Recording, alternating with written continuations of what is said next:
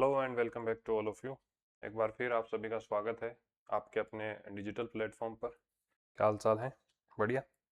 तो जैसा कि आप सभी को पता है, सेकंड ग्रेड के लिए कौन सी भर्ती के लिए? सेकंड ग्रेड के लिए हम करंट अफेयर स्टार्ट कर चुके थे। ऑलमोस्ट जितने भी सेशन आपके सिलेबस के अनुसार थे, हमने सेक्शन वाइज 3 महीनों को, कौन कौन से महीने, मार्च, अप्रैल और मई। कौन से महीने हैं? मार्च, अप्रैल और मई। इन 3 महीनों को हमने सेक्शन वाइज डिवाइड किया था और इसके बाद में अच्छे तरीके से, डिटेल तरीके से हमने पढ़ा। हमने इंपॉर्टेंट पर्सन पढ़े, पैलेस पढ़े एंड सो ऑन। हम किताबों के बारे में बात कर रहे थे, जितने भी सेशन थे हो गए थे। एक मुख्य और इम्पोर्टेंट सेशन बचा था, जिसमें से मुझे ये लगता है कि आपकी एग्जाम से यहाँ से डेफिनेटली क्वेश्चन देखने को मिलेगा, और उसका नाम है नीतियों के बारे में। यहाँ हम पढ़ेंगे नीतियाँ, जो भी महत्वपूर्ण नीतियां हैं उनके बारे में पढ़ने वाले हैं। यहाँ हम पढ़ने वाले हैं योजनाओं के बारे में। यहाँ हम पढ़ने वाले हैं कुछ ऐसे अधिनियम जो कि इन 3 महीनों के अंदर चर्चा में रहे। कौन से महीने हो गए? मार्च, अप्रैल और मई। तो बेसिकली आज का जो हमारा सेशन है, वैसे तो सभी महत्वपूर्ण थे, पर आज का जो सेशन है इसमें सारी चीजें महत्वपूर्ण रहने वाली है। कुछ बीच में हम प्रश्नों के बारे में भी डिस्कस करेंगे, ऐसे प्रश्न जो कि अभी हाल फिलहाल में फर्स्ट ग्रेड में पूछे गए हैं। कुछ दिनों पहले अप्रैल महीने में 5 और 6 तारीख को, कौन सी, 5 और 6 अप्रैल को, जब आपके PSI 2025 का एग्जाम हुआ था, सब इंस्पेक्टर भर्ती 2025 का एग्जाम, जो कि RPSC द्वारा ही कंडक्ट किया गया है, तो उसके बारे में भी हम डिटेल से पढ़ने वाले हैं। बेसिकली आज का जो सेशन है वो बाइंड अप सेशन रहेगा, जिसमें हम पूरे तरीके से, आप ये मान के चलिए कि सेकंड ग्रेड का जो करंट अफेयर है वो हमारी तरफ से कंप्लीट हो जाएगा। अब इसका जितने दिन आपके पास में बचे हैं, 10-12 दिन, उतने में बढ़िया रिवीजन करो और तसल्ली से जो है वो आपको तैयारी करनी है। ठीक है, करें स्टार्ट आज का सेशन। आज के सेशन की अगर हम बात करें, तो सबसे पहले हमारे पास में जो निकल के आती है न्यूज, वो है रिडको की। रिडको जो है वो बेसिकली एक संस्थान है जिसकी स्थापना कब हुई है? 2022 के अंदर। स्थापना जो है इसकी 2022 में हुई है, और इसके द्वारा एक नई भूमि आवंटन नीति का निर्धारण किया गया है। ठीक है, स्वीकृति कब मिली है नीति को? 31 मई 2026 को मिली है। ये सारी चीजें देखेंगे, पर हम बेसिक बेसिक जानकारी पहले रिडको के बारे में पता कर लें, क्योंकि जिस संस्था के द्वारा नीति जारी की गई है, पॉलिसी जारी की गई है, एटलीस्ट हमें उसका तो बेसिक नॉलेज होना चाहिए ना। तो इसलिए सबसे पहली बात, रिडको की फुल फॉर्म क्या है? Rajasthan industrial corridor development corporation limited. इसका मतलब ये है कि हमें ये तो पता चल गया कि भैया ये क्या करती है, जो इंडस्ट्रियल कॉरिडोर है, जो औद्योगिक गलियारे हैं, उनके डेवलपमेंट को लेकर काम करती है। अब हम बताते हैं कि ये जो बेसिकली है, ये इंफ्रास्ट्रक्चर को डेवलप करती है। जैसे मान लो कि भैया यहाँ पर जो है आपका जोधपुर पाली मारवाड़ इंडस्ट्रियल एरिया है। ठीक है, अब यहाँ पर एक कॉरिडोर बन रहा है, और इस कॉरिडोर के अंदर जो भी बेसिक इंफ्रास्ट्रक्चर हो गए, मकान वगैरह बनाने होंगे, पानी का कनेक्शन करना है, तो ये सारी की सारी चीजें हैं, ये रिडको के द्वारा की जाती है। यहाँ तक चीजें समझ में आ रही हैं? रिडको की स्थापना की बात करें, तो ये आपकी जो है वो DIPR की स्क्रीनशॉट है, और इसमें ये बताया गया है कि रिडको जो है ये national industrial corridor development and implementation trust, ये ट्रस्ट जो है वो भारत सरकार के द्वारा संचालित किया जाता है। और रिक्को, तो NICDIT और रिक्को के द्वारा ये संयुक्त रूप से बनाई गई कंपनी है। मैंने आपको पहले भी बताया था कि इसकी जो स्थापना है, स्थापना कब की गई थी? 2022 को की गई थी। ठीक है, तो रिडको के बारे में आपको कोई दिक्कत नहीं होनी चाहिए। अब हम बात करते हैं इसकी जो पॉलिसी है उसके बारे में। बेसिकली ये जो पॉलिसी है ये किसके लिए लाया गया है? जोधपुर पाली मारवाड़ इंडस्ट्रियल एरिया के अंदर। इस इंडस्ट्रियल एरिया के अंदर, इस कॉरिडोर के अंदर 5 नोड काम करते हैं। 5 नोड मतलब 5 अलग अलग क्षेत्र हैं। उनमें से प्रथम जो क्षेत्र है, इसके लिए ये पॉलिसी लागू की गई है। कब की गई? 31 मई 2026 को की गई है। यहां तक कोई दिक्कत नहीं आनी चाहिए। चलें आगे। तो मैंने जैसा कि आपको बताया, टोटल नोड कितने रहने वाले हैं? टोटल 5 नोड रहने वाले हैं, जिसमें से प्रथम नोड के लिए ये नीति जो है वो लागू कर दी है। आ गई बात समझ में? चलो फिर। तो दिल्ली मुंबई इंडस्ट्रियल कॉरिडोर है, 5 नोड है। एक नोड है जो कि जोधपुर पाली मारवाड़ इंडस्ट्रियल एरिया है। ये NH62 और स्टेट हाईवे 64। तो नेशनल हाईवे तो आपका कौन सा हो गया? 62 हो गया, 62 नंबर हो गया। और स्टेट हाईवे कौन सा हो गया? तो स्टेट हाईवे 64 हो गया है। तो इन दोनों हाईवे पर ये इंडस्ट्रियल आपका कॉरिडोर मौजूद है, और यहाँ पर लगभग 823 करोड़ रुपए, 23 करोड़ रुपए की लागत से यहाँ पर जो है वो कार्य अब किया जाएगा। ठीक है, 4.50 किलोमीटर की गैस लाइन भी यहाँ पर बिछाई गई है इंद्रप्रस्थ गैस लिमिटेड के द्वारा। ये अगर आप ध्यान रखो तो देख लेना। बाकी ये कहाँ से कहाँ तक है, तो पाली से लेकर और महसाणा बठिंडा तक, मतलब इधर तो महसाणा गुजरात से है और उधर पंजाब बठिंडा तक है, परंतु ये अपने पाली और जोधपुर को जोड़ती है। आ गई बात समझ में। अब जैसा कि मैंने आपको बताया, रिडको द्वारा 370 करोड़ रुपए का कार्यादेश 2025 में कर दिए। इतना इंपॉर्टेंट नहीं है, आपको केवल इतना ध्यान रखना है, अगर स्टेटमेंट फॉर्म में क्वेश्चन पूछता है या फिर स्टैटिक जीके से भी कहीं कनेक्ट करता है उद्योग वाले टॉपिक से, तो आपको ध्यान रखना है ये चीज। ठीक है, चले आगे। नेक्स्ट आपका कि इस नीति के तहत दो कैटेगरी के अंदर भूखंड जो होंगे, जो जमीन आवंटन होंगे, वो दो कैटेगरी के अंदर किए गए हैं, जिसमें से पहली कैटेगरी है सामान्य भूखंड के लिए। तो सामान्य जो भूखंड है उनको 99 साल की लीज पे दिया जाएगा। और अगर हम बात करें कि जो अन्य अन्य प्रयोजन के लिए, अन्य उद्देश्य के लिए जो भूखंड है, उनमें जैसे कोई फैक्ट्री लगानी है, प्लग एंड प्ले वाला कोई स्कीम चलानी है, वेयर हाउसिंग चलानी है, लॉजिस्टिक से संबंधित कोई काम करना है, तो ये जो लीज होगी वो 33 से लेकर 66 वर्ष तक रहने वाली है। तो सामान्य भूखंड के लिए लीज कितनी रहेगी, 99, और विशेष परिस्थितियों के अंदर 33 से लेकर 66 वर्ष तक की लचीली लीज यहाँ पर दी जाएगी। ठीक है, और क्या कहा गया है कि भैया अगर प्रारंभिक जो निवेश होंगे, स्टार्टिंग में जो निवेश करेंगे, उनको 11 ईएमआई दी जाएंगी ब्याज मुक्त, मतलब आप पर ब्याज वगैरह कोई नहीं लगाया जाएगा। ठीक है, तो ये चीजें इस नीति के बारे में आपको जाननी चाहिए थी, जो आपको मैंने बता दी। नेक्स्ट आप, हाँ, ये स्क्रीनशॉट में जो जानकारी मैंने आपको बताई है, जैसे NH 62 state highway 64, total amount मैंने बताया है, अभी दिसंबर तक कितना प्रोजेक्ट में खर्चा कर दिया गया है, और जो गैस पाइपलाइन बताई है, ये आपकी जो PDF उपलब्ध कराई है उसमें नहीं है, ये आपको एड ऑन कर लेनी है। ठीक है, क्लास का यही फायदा है। नेक्स्ट आपका है राजस्थान इंडस्ट्रियल डेवलपमेंट पॉलिसी 2026। तो राजस्थान इंडस्ट्रियल डेवलपमेंट 2026 की जो पॉलिसी है, इसको 22 मई 2026 को लागू किया गया था, अनुमोदन किया गया था बेसिकली। इसमें लक्ष्य क्या रखा है, वही सेम अपन करते हैं कि भाई 2028-29 तक हम क्या करेंगे, 350 बिलियन USD, मतलब जो अमेरिकन डॉलर है, उतनी हमारी जो होनी चाहिए अर्थव्यवस्था। और हम 2047 का टारगेट क्या रख रहे हैं कि 4.3 ट्रिलियन हमारी जो है वो अर्थव्यवस्था होनी चाहिए। इसमें भी आपको ध्यान रखना, जब आप आर्थिक समीक्षा पढ़ोगे, जब आप बजट पढ़ोगे, तो उसमें आपको पता चलेगा कि इसमें जो 4.3 ट्रिलियन का हमारा जो टारगेट रखा गया है, उसमें हमने सेवा क्षेत्र प्लस औद्योगिक क्षेत्र, इन दोनों क्षेत्रों की भागीदारी जो होगी वो कितनी रहने वाली है, 80%। तो इसका मतलब ये हो गया कि हमारी जो बेसिकली है, जो 3 क्षेत्र के अंदर अर्थव्यवस्था को डिवाइड किया जाता है, उसमें से सेवा क्षेत्र और औद्योगिक क्षेत्र जो है, इसके अंदर हमारा जो पार्टिसिपेशन रहेगा 4.3 ट्रिलियन के टारगेट के अंदर, तो वो हमारा टारगेट है कि 80% इन दोनों से आ जाए। बाकी कृषि का जो है वो आपका बच गया 20%। ठीक है, तो ये चीज आपको ध्यान रखनी है। राजस्थान इंडस्ट्रियल डेवलपमेंट पॉलिसी जो है, इसके 4 स्तंभ बताए गए हैं, जिसमें से क्वेश्चन जो है वो आने की संभावना है, जिसमें ध्यान रखना, पहला ग्रीन है, 4G स्तंभ जिसे बोल रहे हैं, ग्रीन, गवर्नेंस, ग्रोथ और ग्लोबलाइजेशन। सबसे पहले हमें ग्रीन जी को रखना है, सस्टेनेबल डेवलपमेंट हमें करना है, और गवर्नेंस जो है वो गुड गवर्नेंस होनी चाहिए, वन स्टॉप सॉल्यूशन होने चाहिए इंडस्ट्री से संबंधित, ये चीजें बात की गई। और ये दोनों पैरेलली हम जब चलते हैं, सस्टेनेबल डेवलपमेंट के साथ में हम काम करते हैं, तो फिर जो है हमारा ग्रोथ होगा, और फिर हम उस चीज को, उस कंसेप्ट को हम ग्लोबल तरीके से प्रेजेंट करने वाले हैं। ठीक है, प्रमुख फोकस क्षेत्र कौन से हैं, तो अक्षय ऊर्जा के अंदर रिन्यूएबल एनर्जी है, सर्कुलर इकोनॉमी है। सर्कुलर इकोनॉमी के अभी तक 4 से 5 क्वेश्चन आ चुके हैं, 4 से 5 क्वेश्चन आ चुके हैं, सभी क्वेश्चन जो है वो RPSC द्वारा पूछे गए हैं। तो मुझे लगता है सर्कुलर, एक तो जो आपकी सर्कुलर इकोनॉमी योजना है, इसके बारे में ढंग से पढ़ जाना। 2-4 एग्जाम के अंदर लगातार इस यहाँ से क्वेश्चन आ रहे हैं।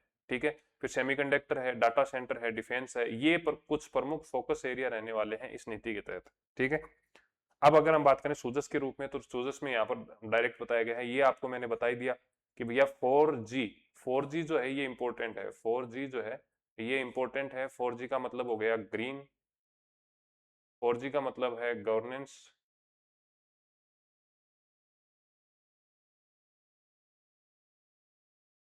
4G के अंदर तीसरा जो जी है वो है ग्रोथ का, और फिर जो है आपका ग्लोबलाइजेशन वाला सीन। ठीक है, तो इस प्रकार से चीजें जो है वो आपको ध्यान में रखते हुए चलना है। फोकस एरिया मैंने बता ही दिया आपको कि ये वाले जो है वो फोकस एरिया रहने वाले। चलें आगे, नेक्स्ट न्यूज पर चलें क्या। नेक्स्ट आपका है वंदे गंगा जल संरक्षण अभियान। बेसिकली जो ये अभियान है ये जल संरक्षण को लेकर काम करता है। ये ग्राउंड वाटर जो है, जो भूजल है उसके स्तर को बढ़ाने के लिए काम करता है। जो हमारे जल के स्रोत हैं उनकी साफ सफाई के लिए काम करता है। पिछले साल भी इसको संचालित किया गया था राज्य सरकार के द्वारा, और इस वर्ष भी जो है इसको लगातार सतत रूप से जारी रखा गया है। बेसिकली इसमें क्या है कि गंगा दशमी से स्टार्ट हुआ है पर्यावरण दिवस तक। तो जो गंगा दशमी है उसका 25 मई से इनोग्रेशन किया गया था, और पर्यावरण दिवस तक 5 जून तक ये जो है बनाया गया है। आगे बात समझ में यहाँ तक। इनोग्रेशन इसका मुख्यमंत्री भजनलाल जी शर्मा के द्वारा किया गया है। इसमें एक करेक्शन कर लेना, यहाँ पर आपको जो पीडीएफ उपलब्ध कराई गई है उसमें जयपुर एग्जीबिशन सेंटर से इसकी जो इनोग्रेशन है वो बताया गया है, परंतु इसका इनोग्रेशन जो है वो बिसलपुर बांध से, बिसलपुर बांध टोंक से, बिसलपुर बांध टोंक से इसका क्या किया गया है, इनोग्रेशन किया गया है। ठीक है। नोडल एजेंसी कौन सी है, तो जल संसाधन विभाग एवं वन पर्यावरण मंत्री द्वारा, वन पर्यावरण विभाग द्वारा संयुक्त रूप से इसका संचालन किया गया है। प्रमुख कार्य मैंने बताया कि जिस प्रकार से catch the rain central government के द्वारा, केंद्र सरकार के द्वारा प्रोग्राम चलाया जाता है कैच द रेन, इसमें बेसिकली वही मैंने बताया कि भाई जल स्रोतों को आपको साफ सफाई रखनी है, बेहतर तरीके से उनको मेंटेन करना है, और उनमें कचरा वगैरह नहीं फैलना चाहिए, उनकी साफ सफाई प्रॉपर तरीके से होनी चाहिए। ऐसे काम इस कैच द रेन अभियान के तहत केंद्र सरकार द्वारा किए जाते हैं। उसी से इंस्पिरेशन लेकर, उसी से प्रेरणा लेकर हमने वंदे गंगा जल संरक्षण अभियान संचालित किया है। ठीक है। इस प्रोग्राम के तहत अलग अलग दिन अलग अलग कार्यक्रमों का आयोजन किया जाएगा, जिला स्तर पर, ब्लॉक स्तर पर, पंचायत स्तर पर, और फिर राज्य स्तर पर। इसमें बेसिकली जो आपको मुख्य रूप से ध्यान रखना है कि भैया ये जो प्रोग्राम है ये तो कहां से कहां तक चल रहा है, गंगा दशमी से लेकर पर्यावरण दिवस तक चल रहा है, 25 मई से 5 जून तक चल रहा है, परंतु 4 जून को वन एवं पर्यावरण विभाग द्वारा रन फॉर एनवायरमेंट का आयोजन यहाँ पर किया जाने वाला है। भागीदारी की बात करें तो प्रशासन तो रहने वाला है, पंचायतों का होगा, धार्मिक संगठन है, युवा है, महिला है, आमजन है। मतलब आपको यहाँ से इससे जो है वो ध्यान रखना है। संरक्षण जन अभियान है तो सरकार तो द्वारा संचालित किया ही जा रहा है, परंतु इसमें जन भागीदारी, जन सहभागिता यहाँ पर जो है वो आपको देखने को मिली है। ठीक है। ये कुछ जो है वो सुजस के द्वारा स्क्रीनशॉट जो है मैंने ऐड ऑन कर दिए हैं। इसमें आपको दे रखा है कि भैया बिसलपुर बांध वाला मैंने आपको बता ही दिया है, जल प्रबंधन वाला मैंने बता ही दिया है। तो इस प्रकार से आपको ध्यान रखना है। गांव में काम क्या क्या किया जाएंगे, तो गांव के अंदर आपको तो क्या ध्यान रखना है, आपको ये ध्यान रखना है कि भैया गांव में कुएं की, बावड़ियों की सफाई करनी है, तालाब एवं अन्य जो जल स्रोत है उनकी सफाई करनी है, पौधारोपण करने हैं उनके आसपास में। बेसिकली आपको जल से संबंधित और पर्यावरण से संबंधित काम यहाँ पर देखने को मिलने वाले हैं। इसी के साथ साथ में जन सहभागिता जन आंदोलन एक प्रोग्राम चलाया गया, जिसमें ये जो है प्रदेश के अंदर 7,05,794 प्रोग्रामों का आयोजन किया गया है। 25 मई से 5 जून तक किया गया था। यहाँ पर क्या क्या कुछ टारगेट रखे गए हैं, जैसे अगर हम बात करें ग्राम पंचायत स्तर पर, तो ये कहा गया है कि भी जल संचय जन भागीदारी 2.0 के तहत हम क्या करेंगे, प्रत्येक ग्राम पंचायत पर 100 जल संरक्षण संरचनाएं बनाएंगे। मतलब ऐसे कोई कुंड है, कोई टांके हैं, या फिर कोई तालाब है, इस प्रकार की संरचना हम बनाने वाले हैं। लोकल जो आपके एरिया है, मतलब ग्राम पंचायत वाला लोकल एरिया है, वहां पर आप क्या करोगे, वाटर बॉडीज के लिए यहाँ पर स्ट्रक्चर बनाओगे। नगर पालिका स्तर की बात करें तो प्रत्येक नगर पालिका के अंदर आपको 250 संरचनाएं बनानी। फिर हम बात करते हैं नगर परिषद की, तो प्रत्येक नगर परिषद के अंदर क्या होगा, 1000 संरचनाएं आपको यहाँ पर बनानी होगी। ठीक है। नेक्स्ट आपका है जन भागीदारी सबसे दूर सबसे पहले। बेसिकली मोदी जी के द्वारा ये कहा गया कि भैया यदि कोई कंट्री है या फिर कोई क्षेत्र है, यहाँ पर जो इस सीमा पर बैठा है, ये जो सीमाएं हैं, यहाँ पर जो व्यक्ति बैठा है, बेसिकली ये कंसेप्ट होता है हमेशा से कि वो तो रिमोट एरिया है, दूर दराज एरिया है, या फिर हम बोलने को इस प्रकार से भी बोल देते हैं कि अंतिम छोर पे बैठा व्यक्ति ना। मोदी जी ने कहा कि वो अंतिम छोर पे नहीं बैठा है, वो तो सीमा से सबसे पहले है। तो जो लास्ट था उसको हमने पहले कर दिया। इसीलिए ये प्रोग्राम चलाया गया है, जन भागीदारी सबसे दूर सबसे पहले। ठीक है। इसमें बेसिकली जो है वो केंद्र सरकार द्वारा धरती आबा जनजातीय ग्राम उत्कर्ष अभियान के तहत इस पहल को स्टार्ट किया गया है। 18 से लेकर 25 मई तक इसका संचालन किया गया था। आयोजक है केंद्रीय जनजातीय मंत्री कार्यालय मंत्री।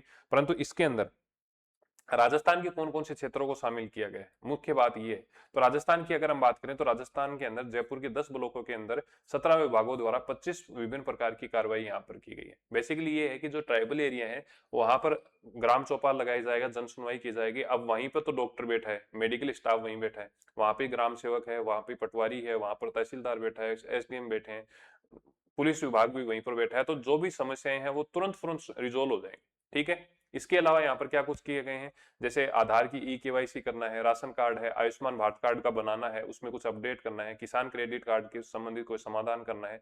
तो ये सारी जितनी भी जो सुविधाएं हैं वो सारी की सारी एक जगह पर आपको उपलब्ध हो जाएंगी। ठीक है, ये बात। इसके अलावा यहाँ पर पीएम जनमन अभियान के तहत भी जो है वो कार्यक्रम किए गए हैं। जनमन का ध्यान रखना, प्रधानमंत्री जनजाति आदिवासी नया नया महाअभियान, प्रधानमंत्री जनजाति नया महाअभियान। अब ये जो जनमन अभियान है, इसका जो क्वेश्चन है वो वन रक्षक की एग्जाम में पूछ लिया गया था। वन रक्षक की वन पाल की, वनपाल है या वन रक्षक, ऐसे कुछ एग्जाम थी जो अधीनस्थ बोर्ड द्वारा 28 जून को एग्जाम कंडक्ट करवाई गई है अभी हाल फिलहाल में।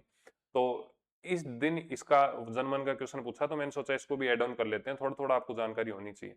तो पीएम जनमन योजना जो है ये बेसिकली काम करता है घरों को उपलब्ध कराने के लिए। जल के कनेक्शन प्रत्येक व्यक्ति के पास में हो, प्रत्येक व्यक्ति के पास में सुचारू रूप से सड़क की उपलब्धता रहे, बिजली यहाँ पर उपलब्ध हो, और हॉस्टल वगैरह जो है ये शिक्षा के लिए हॉस्टल हो। मतलब कुछ कुल मिलाकर बात यह है कि बेसिक जो इंफ्रास्ट्रक्चर है वो सभी के पास में होना चाहिए। ठीक है। नेक्स्ट आपका है ग्राम रथ अभियान। अच्छा मेरे को एक बात बताओ, ग्राम रथ अभियान जो है वो हमने पहले भी पढ़ा है क्लास के अंदर, और उसमें मैंने आपको बताया था कि 27 अप्रैल को भाजपा के राष्ट्रीय अध्यक्ष द्वारा एचसीएम रिपा, जो कि जिसे हम ओटीएस के नाम से भी जानते हैं, उनके द्वारा, नितिन नवीन है उनके द्वारा इनोग्रेशन किया गया है जयपुर के अंदर। 15 दिन का ये प्रोग्राम था। 27 अप्रैल को इसको स्टार्ट किया गया, 16 मई को इसकी समापन किया गया। कहाँ से? ठिकरिया ग्राम पंचायत, बगरू, राजस्थान से। ठीक है। अब क्या हुआ कि इस अभियान का मुख्य उद्देश्य तो क्या है कि भाई 183 विधानसभाओं के अंदर, कितनी विधानसभा, 183 विधानसभाओं में जाना है, और अलग अलग कितने विभाग, 13 विभागों की जानकारी उपलब्ध करानी। 13 विभागों के योजनाओं की क्या करनी है, जानकारी उपलब्ध करानी है। और इसके अलावा यहां पर हम चला रहे थे ग्राम ग्राम नाम करके एक जो समिट का आयोजन हम पहले फरवरी में कर रहे थे, फिर मई में उसको एक्सटेंड किया। तो उसके लिए ये जो है वो जानकारी उपलब्ध करा रहा था 183 गांव में कि भैया आप अगर मान लो कि स्टूडेंट हो तो आपके लिए कौन सी योजनाएं हैं, यदि आप एससी और एसटी के व्यक्ति हैं तो उनके लिए फिर क्या व्यवस्थाएं हैं, अगर कोई विडो महिला है तो उसको पेंशन कैसे मिल सकती है, ये सारी की सारी जानकारी यहाँ पर 183 विधानसभाओं में 13 विभागों की अलग अलग जानकारियां यहाँ पर उपलब्ध कराई गई है। और अब क्योंकि ग्राम का आयोजन हुआ नहीं, राज्य सरकार ने इसको पोस्टपोन कर दिया, तो ऐसे चक्कर में फिर इसका जो ग्राम रथ अभियान का समापन है वो भी फीका फाका सा ही रहा। मतलब मुख्यमंत्री महोदय ने वर्चुअल तरीके से ऑनलाइन माध्यम से जुड़कर ही इसका समापन कर दिया है। बेसिकली अगर हम बात करें इस ग्राम रथ अभियान के साथ में ही मुख्यमंत्री द्वारा विकसित ग्राम वार्ड अभियान भी स्टार्ट किया गया था। मैंने आपको पहले भी बताया है इस अभियान के तहत क्या कहा गया कि पहली बार वार्ड जो है, वार्ड है ना, वार्ड जैसे आपके पंचायत के वार्ड होते हैं उसी प्रकार नगर पालिका के वार्ड होते हैं, नगर परिषद के होते हैं, नगर निकाय के होते हैं। पहली बार ये स्थिति बनी है। देखो हमारा टारगेट रहता है कि विकसित भारत 2047, विकसित राजस्थान 2047। स्टेट के बारे में हम बात कर लेते हैं, हम बात कर लेते हैं देश के बारे में, पर पहली बार स्थिति ऐसी बनी है कि वार्डों के बारे में, जो सबसे छोटी इकाई है प्रशासन की, मतलब आप ये मानिए कि जो भारत के जो शासन प्रशासन है उसकी दूरी है, उसके डेवलपमेंट को लेकर विशेष रूप से अब की बार शॉर्ट टर्म, मिड टर्म और लॉन्ग टर्म टारगेट हमने रखे हैं। जैसे शॉर्ट टर्म की बात करें तो 2030 तक आपके वार्ड में क्या कुछ काम होने चाहिए, 2035 तक आपके वार्ड में क्या काम होने चाहिए, और 2047 तक आपके वार्ड में क्या कुछ काम हो जाएंगे, क्या कुछ हम टारगेट रखने वाले हैं। ये सारे के सारे टारगेट इस अभियान के तहत, कौन से, मुख्यमंत्री विकसित ग्राम वार्ड अभियान के तहत यहाँ पर जो है वो संचालित किए गए हैं। ये तो मैंने आपको बता ही दिया। ऑपरेशन क्लीन स्वीप, बेसिकली जो जननी है जयपुर नगर निगम, जिसे हम शॉर्ट में जननी बोलते हैं, उसके द्वारा 9 तारीख को, 9 मई को 12 बजे से लेकर शाम को 5, रात को 12 बजे से लेकर सुबह 5 बजे तक बहुत भयंकर तरीके से सफाई की गई है। और इस तरीके का तीसरा प्रोग्राम है जो जयपुर नगर निगम द्वारा किया गया है। बेसिकली इस ऑपरेशन क्लीन स्वीप का उद्देश्य क्या था कि भैया बिना किसी ट्रैफिक को हम डिस्टर्ब किए हुए पूरे जयपुर को क्या कर दें, तुरंत रूप से जो है वो साफ सफाई कर दें। विशेषकर अगर हम बात करें तो जो आपका हेरिटेज साइट है, जिसे हम जयपुर का परकोटा बोलते हैं, ओल्ड जयपुर बोलते हैं, अजमेरी गेट है और सांगानेरी गेट है, ये वाला जो है ना, छोटी चौपड़, चांदपोल, ये वाला जो एरिया है जिसे हम हेरिटेज परकोटा बोलते हैं, वहां पर क्या किया जाए, वहां पर साफ सफाई की जाए। ठीक है। टेन्योर क्या था, तो 9 मई को इसका जो है वो रात को 12 बजे स्टार्ट हुआ और सुबह 5 बजे तक क्लीन स्वीप कर दिया है। बेसिकली यहाँ पर 2000 सफाई कर्मचारी थे, 36 बीट अलग अलग बनाई गई थी। इसमें सहयोगी संस्था CII, भारतीय उद्योग परिसंघ के द्वारा यहाँ पर सफाई कर्मचारियों को इक्विपमेंट वगैरह करवाना, इंसुलेटेड बोतल उपलब्ध करवाना, तो ये सारी चीजें यहाँ पर की गई थी। मैंने आपको पहले ही बताया कि भी तीसरा अभियान है इस तरीके का। नेक्स्ट है स्वच्छ सहकार समृद्ध सहकार। सहकारिता विभाग द्वारा एक अभियान चलाया गया जिसके तहत 4 मई से लेकर 29 मई तक एक अभियान चलाया, जिसमें कहा गया कि जितने भी कोऑपरेटिव ऑफिस हैं, जितने भी सहकारिता से संबंधित विभाग हैं, उन सभी में आप क्या करोगे, एक तो जो कार्य की पेंडेंसी है उसको आपको कम करना है, पहली बात। दूसरी बात क्या करनी है, दूसरी बात आपको करनी है कि जो रिकॉर्ड आपके काम नहीं आ रहे उनको आप सेग्रीगेट करोगे, उनका पृथक्करण करोगे।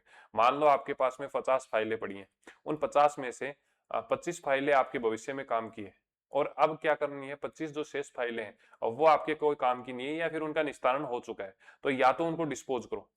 अगर आप उसको डिस्पोज नहीं कर रहे तो उसका कोई ना कोई ऐसा सॉल्यूशन करो कि भाई वो वेस्टेज नहीं पड़ा रहे, आपके पास में कचरा नहीं पड़ा रहे। डिपार्टमेंट में अगर कोई काम करने के लिए आता है तो साफ सफाई तो एटलीस्ट होनी चाहिए।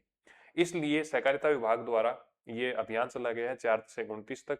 कार्य क्या क्या किए जाएंगे, तो सुदृढ़ बनाना है, रिकॉर्ड का प्रबंधन करना है, कबाड़ का निस्तारण करना है, प्रशासनिक दक्षताएं बढ़ानी है। और ये जो सारा काम हम कर रहे हैं, ये ऐसा नहीं है कि हम 29 तारीख को ही बंद कर देंगे। इसके लिए आपके व्यवहार में चेंज आए, आप कंटिन्यू इस सफाई को मेंटेन कर सको, आप कंटिन्यू जो पेंडेंसी है उसको कम से कम कर सको, इसके लिए आपके व्यवहार के अंदर भी जो वो चीजें हैं, जो अनुशासन है, वो आपके अंदर बैठ जाए। और बेसिकली इस पूरी प्रोसेस को करने के लिए हमने जापान की 5S टेक्निक, कौन सी टेक्निक है, 5S टेक्निक, 5S टेक्निक का हमने इस्तेमाल यहाँ पर किया है। 5S का मतलब है सही। ठीक है, ये नाम थोड़ा सा ध्यान रख लेना क्योंकि जापानी भाषा के शब्द हैं तो थोड़े से जो है वो अटपटे लग सकते हैं आपको। तो बेसिकली सबसे पहले हम क्या करेंगे, जो अनुपयोगी सामग्री है उसकी पहचान कर लेंगे, उसका निस्तारण करेंगे। आवश्यक जो फाइलें हैं उनको सुव्यवस्थित करने का काम कर रहे हैं। तीसरे स्टेज पर हम क्या करेंगे, स्वच्छता रखेंगे, मतलब कार्यस्थल पर नियमित साफ सफाई करेंगे। ऐसा नहीं है कि आप पुड़िया खा खा के थूक रहे हो और वहीं पे मतलब काम हो रहा है, इस तरीके से नहीं। साफ सफाई रखेंगे, गमले वगैरह लगाएंगे, थोड़ा डेकोरेशन करेंगे, सौंदर्यीकरण पर ध्यान देंगे और आकर्षक बनाने का प्रयास करेंगे। ठीक है, फाइल प्रबंधन स्वच्छता के लिए एक रूप मानक तय करेंगे। भैया अगर आपके पास में, किसी भी अधिकारी के पास में, किसी भी कर्मचारी के पास में अगर कोई फाइल आती है तो उसे 7 दिन के अंदर हम जो है वो डिस्पोज कर देंगे, मतलब जो भी उस पर कार्रवाई करनी है वो 7 दिन में कर देंगे या 3 दिन में कर देंगे। रिपोर्ट से संबंधित कोई काम होगा जो हम 15 दिन के अंदर या 10 दिन के अंदर क्या कर देंगे, रिपोर्ट जो है वो फाइनल सबमिट कर देंगे। तो इस प्रकार के जो मानकीकरण है, एक क्राइटेरिया जो है वो निर्धारित किया जाएगा। और लास्ट में मैंने जैसा कि कहा कि अनुशासन केवल आपको 4 मई से 29 मई तक नहीं रखना है, आपको अनुशासन जो है वो सदैव रखें, आपके व्यवहार में जो है वो आत्मसात हो, इसके लिए भी यहाँ पर जो है वो प्रयास किए जाएंगे। ठीक है, चले आगे। नेक्स्ट एक अभियान चलाया गया है आयुष्मान आदर्श ग्राम योजना के तहत 2025-26 के अंदर राज्य के लगभग 13,744 गांवों के अंदर। और इसमें क्या किया गया है कि प्रत्येक गांव के अंदर हमने एम्बेसडर वगैरह बनाए, तंबाकू मॉनिटर एम्बेसडर वगैरह बनाए, और एक अभियान चलाया था जिसके तहत हमें WHO के द्वारा, वर्ल्ड हेल्थ ऑर्गेनाइजेशन के द्वारा जो है हमें सम्मानित किया गया है। और सम्मानित भी किया है, साथ में रैंकिंग भी एक जारी की है। दक्षिणी पूर्वी एशियाई क्षेत्र के अंदर पूरे जितने भी स्टेट हैं, जितने भी आपके जो क्षेत्र हैं, उनमें राजस्थान का प्रथम स्थान रहा है। वर्ल्ड नो टम्बाकू डे के ऊपर ये जो है आपका जारी की गई है रैंकिंग। ठीक है, तो ये आप देख सकते हैं। नेक्स्ट PM ग्राम सड़क योजना, शुरुआत की बात करें तो शुरुआत जो है इसकी 25 दिसंबर 2000 25 दिसंबर 2000 को इसको प्रारंभ किया था। अभी हाल फिलहाल के अंदर 2025 में इसको जो है वो पूरे 25 वर्ष हो चुके हैं। और इसी उपलक्ष्य में मध्य प्रदेश के सीहोर के अंदर भैरुंदा जगह पड़ती है और वहां पर अंतरराष्ट्रीय स्तर का या फिर राष्ट्रीय स्तर का प्रोग्राम का यहाँ पर आयोजन किया गया है। बेसिकली अगर हम बात करें प्रधानमंत्री ग्राम सड़क योजना की, जिसे हम PMGSY योजना भी कहते हैं, इसको 2000 के अंदर लॉन्च किया था, मैंने बता ही दिया। मिनिस्ट्री की बात करें तो मिनिस्ट्री ऑफ रूरल डेवलपमेंट, ग्रामीण विकास मंत्रालय के द्वारा जो है ये पूरी योजना है, इसका संचालन किया जाता है। ऑब्जेक्टिव क्या था कि प्रत्येक गांव तक, प्रत्येक व्यक्ति तक हम क्या करें, अंतिम छोर तक सड़क वगैरह और जो संसाधन है उसको पहुंचाने का काम करें। ठीक है। और फंडिंग पैटर्न की बात करें तो इनिशियल स्तर पर 100% गवर्नमेंट के द्वारा, सेंट्रल गवर्नमेंट के द्वारा या केंद्र सरकार के द्वारा यहाँ पर फंडिंग की जाती थी। पर 2015-16 से क्या किया है कि सरकार ने ये कहा कि भाई 15 साल हमने खर्चा उठा लिया, अब आप भी उठाओ। तो ऐसी कंडीशन में स्टेट और सेंट्रल गवर्नमेंट के द्वारा 60-40 करा है, मतलब भारत सरकार और राज्य सरकार, इनकी जो फंडिंग है वो 60-40 की रहती है। अगर हम बात करें अदर स्टेट की तो वो है 90-10 की। मतलब जो आपके केंद्र शासित प्रदेश हैं, हिमालयन क्षेत्र हैं, उनके अंदर क्या रहती है, 90-10 की रहती है। ठीक है।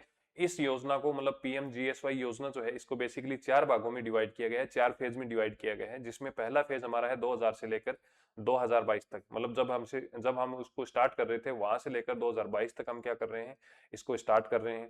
फिर उसके बाद में फेज सेकंड हमारा आता है 2013 से लेकर 22 तक। 2019 से लेकर 2025 तक हमने फेज थर्ड को स्टार्ट किया है, और फेज फोर्थ जो है वो 2024 से लेकर 2029 तक काम कर रही है। ठीक है। तो ये चीजें आपको ध्यान में रखनी है। अब हम क्यों पढ़ रहे हैं इसको भाई, ये तो नेशनल लेवल के लिए आपकी योजना है, हम यहाँ पर क्यों पढ़ रहे हैं, क्योंकि एक तो इसको 25 वर्ष हुए हैं। दूसरी कंडीशन क्या है, यहाँ पर दो कैटेगरी के अंदर, दो अलग अलग कैटेगरी के अंदर कौन कौन सी कैटेगरी है, एक तो गुणवत्ता के लिए, एक तो आपकी होगी गुणवत्ता, और एक आपका सड़कों की लंबाई के मामले में। तो सड़कों की लंबाई के मामले में राजस्थान का दूसरा स्थान है। ठीक है। दोनों ही कैटेगरी में, एक तो सड़क की लंबाई के मामले में और एक क्वालिटी के चेक के मामले में राजस्थान का पूरे देश भर के अंदर दूसरा स्थान रहा है। ठीक है। यहां तक चीजें समझ में आ रही है ना। ठीक है। सड़कों की लंबाई की बात करें तो प्रथम स्थान मध्य प्रदेश का है और सेकंड स्थान किसका है, राजस्थान का। ठीक है। गुणवत्ता नियंत्रण या क्वालिटी कंट्रोल के मामले में बात करें तो राजस्थान का दूसरा स्थान है, परंतु राजस्थान अकेला नहीं है जो दूसरे स्थान पर है, संयुक्त रूप से तमिलनाडु के साथ में दूसरा स्थान प्राप्त किया है। आगे बात समझे। अब ये है कि भैया फेज फर्स्ट के अंदर हमने कितनी सड़कों का निर्माण किया है, फेज सेकंड के अंदर हमने कितना किया है, फेज थर्ड के अंदर कितना किया है। तो ये सारी जो चीज है वो PIB पे डाटा दे रखा है, तो आप एक बार देख लेना। अगर नहीं भी देखोगे तो मेरे हिसाब से कुछ ज्यादा यहाँ से क्वेश्चन नहीं पूछा जाएगा। पर क्यों कि लगभग 25 वर्ष हो चुके हैं तो इसको थोड़ा सा डिटेल में आपको देख लेना चाहिए था, इसलिए मैंने आपको यहाँ पर बताने का प्रयास किया है। नेक्स्ट आपका है राजस्थान सेमीकंडक्टर नीति। इसे मार्च 2026 के अंदर 18 मार्च को इसको जारी किया था, लागू किया है। और बात करें प्रभावी जो अनुमोदन है, मतलब इसको मंजूरी कब मिली है, 21 जनवरी 2026 को। हालांकि ये मार्च में पढ़नी चाहिए थी, पर चलो यहाँ पर पढ़ लेते हैं। 10 वर्ष तक 85,000 इंजीनियर हम स्टार्ट करेंगे। भारत सेमीकंडक्टर मिशन 2.0 के तहत इस वर्ष केंद्र सरकार द्वारा 1000 करोड़ रुपए का प्रावधान किया गया है। और क्या कुछ आपको ध्यान में रखना है, आपको ध्यान में रखना है कि भैया हमने 2 टारगेट रखे हैं कि सबसे पहले तो हम क्या करेंगे, सबसे पहले तो हम 2029 तक हम क्या करने वाले हैं, 70 से 75% हमारी जो आवश्यकता है उनको पूर्ण करने वाले हैं। और 2035 तक हम क्या करेंगे, लीडिंग मार्केट के रूप में, अग्रणी राष्ट्र के रूप में पूरे विश्व भर के अंदर काम करने वाले। ठीक है। अभी तक की बात करें तो अभी तक PIB के ऊपर उपलब्ध जानकारी के अनुसार कुल 12 सेमीकंडक्टर प्लांट पूरे देश भर में लगाए गए हैं। ये चीजें थोड़ी सी आपको ध्यान में रख लेनी। नेक्स्ट आपका है राजस्थान निर्यात प्रोत्साहन नीति 2024। पहले तो मेरे को एक बात बताओ, निर्यात प्रोत्साहन नीति जो है इसको जब जारी कब किया गया था, अनावरण कब किया गया था, तो आपको ध्यान रखना है कि दिसंबर 2024 के अंदर इसको इनोग्रेट किया गया है और 8 दिसंबर को इसकी आधिकारिक अधिसूचना जारी की गई है। ठीक है। अभी हम क्यों पढ़ रहे हैं, क्योंकि ये 2024 की है, परंतु मई 2026 के अंदर इस योजना में, इस नीति के अंदर जो है वो कुछ स्लाइटली चेंज किए गए हैं। जैसे अगर आप पहले क्या स्थिति होती थी कि यदि किसी को टेक्निकल अपग्रेड करना है, जैसे आपने जो है वो एक फैक्ट्री लगाई है और इसमें बढ़िया मशीन लगा दी भाई। आपका बजट छोटा था, इनिशियल स्तर पर थे, तो आपका बजट छोटा होने के कारण आपने यहाँ पर फैक्ट्री लगानी स्टार्ट करी और उसमें मशीन लगा दी। अब आपको लग रहा है यार मेरा प्रोडक्शन बढ़ रहा है, लगातार सेल बढ़ रही है, बिक्री बढ़ रही है, इसलिए मुझे थोड़ा सा जो है वो मशीनरी को तकनीकी रूप से और अपडेट करना होगा। तो आप तकनीकी अपडेट के लिए अगर सरकार के पास में जाते हो, तो सरकार पहले की स्थिति ये थी कि ऐसा कहती थी कि भाई 50 लाख रुपए तक तो हम तेरे को दे देंगे फंडिंग, ठीक है, इतना तो तू दे, हम दे देंगे और बाकी का तू दे देना। परंतु अब क्या किया है, मई 2026 के अंदर इसको बढ़ाकर 1 करोड़ रुपए कर दिया है। कितना कर दिया है? 1 करोड़ रुपए। ठीक है, आगे बात समझ में, ये चेंज है। इसके अलावा जो डॉक्यूमेंटेशन होंगे, अगर कोई एक्सपोर्ट करता है राजस्थान के द्वारा, राजस्थान के किसी निवासी के द्वारा, राजस्थान के किसी भी उद्योगपति के द्वारा राजस्थान निर्यात प्रोत्साहन नीति के तहत, क्योंकि निर्यात को बढ़ावा देना है, तो अगर कोई व्यक्ति एक्सपोर्ट करता है तो एक्सपोर्ट के लिए 5 लाख रुपए तक की जो डॉक्यूमेंट राशि है उसको यहाँ पर जो है वो सहायता उपलब्ध कराई जाएगी। अंतर्राष्ट्रीय आयोजन में अगर कोई पार्टिसिपेट करता है, मान लो आप लेदर से संबंधित प्रोडक्ट की कोई फैक्ट्री खोलते हो, आप बेल्ट बनाते हो, आप पर्स बनाते हो, या फिर कोई भी अन्य चीज, आप फैशन डिजाइनिंग से संबंधित कोई चीज कर रहे हो, और आपको लगता है कि यार लंदन के अंदर या दुबई के अंदर कोई एग्जीबिशन लग रही है, कोई प्रदर्शनी लग रही है, और उस प्रदर्शनी में मेरे को पार्टिसिपेट करना है, अपने जो प्रोडक्ट हैं उनको ग्लोबलाइजेशन, वैश्विक स्तर पर पहचान देने के लिए वहां पर दिखाना जरूरी है। तो ऐसी कंडीशन में अगर आप अंतर्राष्ट्रीय आयोजनों में पार्टिसिपेट करते हो, तो राज्य सरकार के द्वारा आपको राजस्थान निर्यात प्रोत्साहन नीति के तहत, जो कि कब लागू हुई थी, दिसंबर 2024 के अंदर, तो हम क्या करेंगे, 3 लाख रुपए तक का आपको अनुदान देने वाले हैं अंतर्राष्ट्रीय आयोजनों में पार्टिसिपेट करने के लिए। नेक्स्ट है, यदि आप अपने प्रोडक्ट ई कॉमर्स पर बेचते हो, मतलब फेस आप जो है वो फ्लिपकार्ट पर बेचते हो, आप अमेजोन पर बेचते हो, तो ऐसी कंडीशन के अंदर हम आपको 2 लाख रुपए तक का रिम्बर्सन करेंगे, मतलब पुनर्भरण करने वाले हैं। तो ये तीन बेसिकली जो है वो चार जो है वो बेसिकली यहाँ पर चेंज देखने को मिले। एक तो जो तकनीकी अपग्रेडेशन है, टेक्निकल अपग्रेडेशन है, उसको 50 लाख से बढ़ाकर 1 करोड़ कर दिया है। दस्तावेज से संबंधित, डॉक्यूमेंट से संबंधित चीजें हैं, वहां पर 5 लाख रुपए तक की सहायता आपको मिलेगी। अंतर्राष्ट्रीय आयोजनों में आपको 3 लाख रुपए तक का अनुदान मिलेगा, और ई कॉमर्स से संबंधित पुनर्भरण आपको 2 लाख रुपए तक मिलेगा। ठीक है, तो ये तीनों चीजें जो है हम यहाँ पर कवर कर चुके हैं। नेक्स्ट आपका है एक जिला एक उत्पाद नीति। अच्छा मेरे को एक बात बताओ, यहाँ पर मैंने जानबूझकर नहीं लिखा है। सबसे पहले मेरे को एक बात बता दो, एक जिला एक उत्पाद नीति जो है 2024 के अंदर हुई थी, पर इसकी डेट बताओ, एक्चुअल डेट बताओ, इसको कब जारी किया गया था, कब लागू किया गया था, बता दोगे क्या? क्यों बतानी है, बताऊं मैं? आप सर्च करोगे, सर्च करने से वो चीजें आपकी याद रहेंगी, अगर पहले से याद है तो वेल एंड गुड है।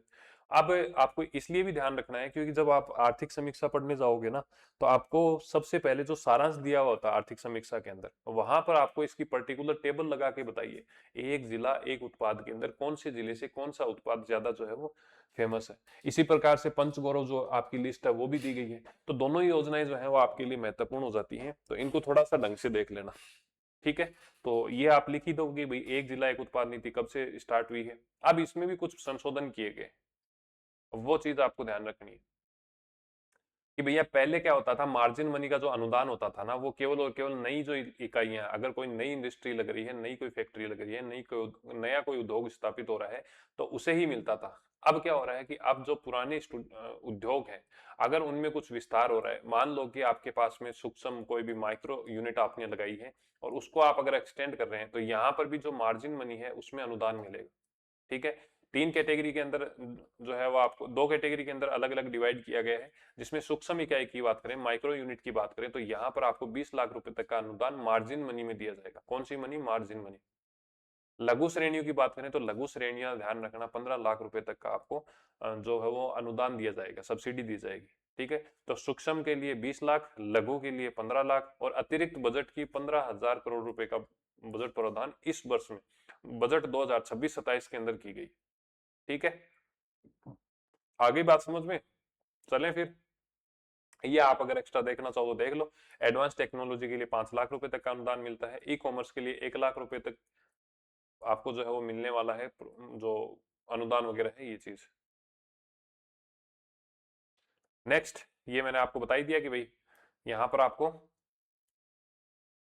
दो प्रकार की, सूक्ष्म इकाई के लिए 20 लाख और लघु इकाई के लिए 15 लाख रुपए तक का अनुदान मार्जिन मनी में मिलेगा। और क्या कहा गया है कि भाई अब आप क्या कर सकते हो, राजकीय संस्थानों के साथ साथ में निजी संस्थानों के माध्यम से तकनीकी अपग्रेड कर सकते हो। पहले की ये स्थिति थी कि यदि आपने फैक्ट्री लगाई है और इसमें आपने मशीन लगा ली, अगर आपको इन मशीनों के अंदर अपग्रेड करना होता था तो आप किसी भी सरकारी संस्था के माध्यम से इनको अपग्रेड करा दे सकते थे, किसी भी प्राइवेट संस्था से आप कांटेक्ट नहीं कर सकते थे। अब कहा कि भैया प्राइवेट में भी कर लेना, और हम क्या करेंगे, अब आपको अनुदान भी देंगे, कितना, 5 लाख रुपए तक का। ठीक है, चलें आगे। नेक्स्ट आपका है राजकीय संस्थानों के साथ में, ये मैंने बताई दिया, 5 लाख रुपए तक का अनुदान देने वाले हैं। खरमोर कंजर्वेशन ब्रीडिंग प्रोग्राम, बेसिकली खरमोर जो है ये गोडाउन टाइप का ये एक पक्षी है, ये अपनी बनावट के लिए फेमस है, थोड़ी सी लंबी लंबी नाड़ होती है और देखने में बहुत ही सुंदर होता है। और जब ये उड़ता है ना, उड़ते समय ये बहुत ही अठखेलिया करता है, मतलब घूम घूम के अठखेलिया करते हुए डांसिंग करता है, तो इसके लिए ये फेमस है। बेसिकली इसका जो इलाका है वो आपका एक तो अजमेर वाले में है, अजमेर, और एक आपका भीलवाड़ा, ये वाला जो एरिया है यहाँ पर मुख्य रूप से जो पाया जाता है। तो इसके ब्रीडिंग के लिए, इसको सुरक्षित करने के लिए और इनकी संख्या में बढ़ोतरी करने के लिए वन विभाग, wild life institute of India, Bombay natural history society, इसके द्वारा खरमोर संरक्षण के लिए पुष्कर के अंदर खरमोर कंजर्वेशन ब्रीडिंग प्रोग्राम चलाया जा रहा है। तो कौन कौन सी संस्थाएं हैं, वन विभाग है, wild life institute of India है, बॉम्बे नेचुरल हिस्ट्री सोसाइटी द्वारा पुष्कर के अंदर ब्रीडिंग प्रोग्राम इनका चलाया जा रहा है। नेक्स्ट आपका है ग्राम विकास चौपाल कार्यक्रम। बेसिकली मुख्यमंत्री महोदय ने कहा कि भैया हम जो है वो कुर्सी तोड़ने नहीं है, हमें जनता से सहयोग चाहिए होगा, जनता से वोट चाहिए होंगे, जनता ने हमें जिताकर मुख्यमंत्री बनाया है, तो ऐसी कंडीशन में हम जनता के अंदर जाएंगे, सीधा संवाद करेंगे। होता क्या है कि बीच में ये अफसर वगैरह पूरी बात नहीं पहुंचाने देते, तो इसलिए इन्होंने जैसे आपके सीकर के अंदर, चित्तौड़ के अंदर, बांसवाड़ा डूंगरपुर साइड में डायरेक्ट एक गांव में गए हैं, गांव में जाकर इन्होंने नाइट स्टे वहां पर किया है। अब नाइट स्टे अगर मुख्यमंत्री कर रहा है, इसका मतलब वहां पर कलेक्टर भी आ रहा है, डिस्ट्रिक्ट मजिस्ट्रेट भी आएगा, जज भी आएंगे, पुलिस भी आएगी, पूरा का पूरा प्रशासन जो है वहां पर आ रहा है नाइट के अंदर और वहीं पर स्टे कर रहा है। अब वहां पर उस गांव के जो लोग हैं, जैसे सिक्कर के अंदर जाजोद में जो है उन्होंने किसानों से बात की, तो किसानों की जो समस्याएं थी वो डायरेक्ट उनको पता चल गई और फिर उनका समाधान भी हुआ। एक कोई स्कूल थी, उसको क्रमोन्नत करना था, नहीं हो रही थी लंबे समय से, तो ऐसी कंडीशन में फिर वहां पर क्या हुआ कि उनको रात्रि में पता चला और दूसरे दिन ऑर्डर आ गए। इस प्रकार से डायरेक्ट जनता से मजबूत संवाद किया जा सके, इसके लिए ग्राम विकास चौपाल कार्यक्रम की शुरुआत की गई है। ठीक है, नेक्स्ट आपका है stakeholder dialogue on electronic and semiconductor sector. इसका इनोग्रेशन मुख्यमंत्री महोदय द्वारा जयपुर में 22 मई 2026 को किया गया था।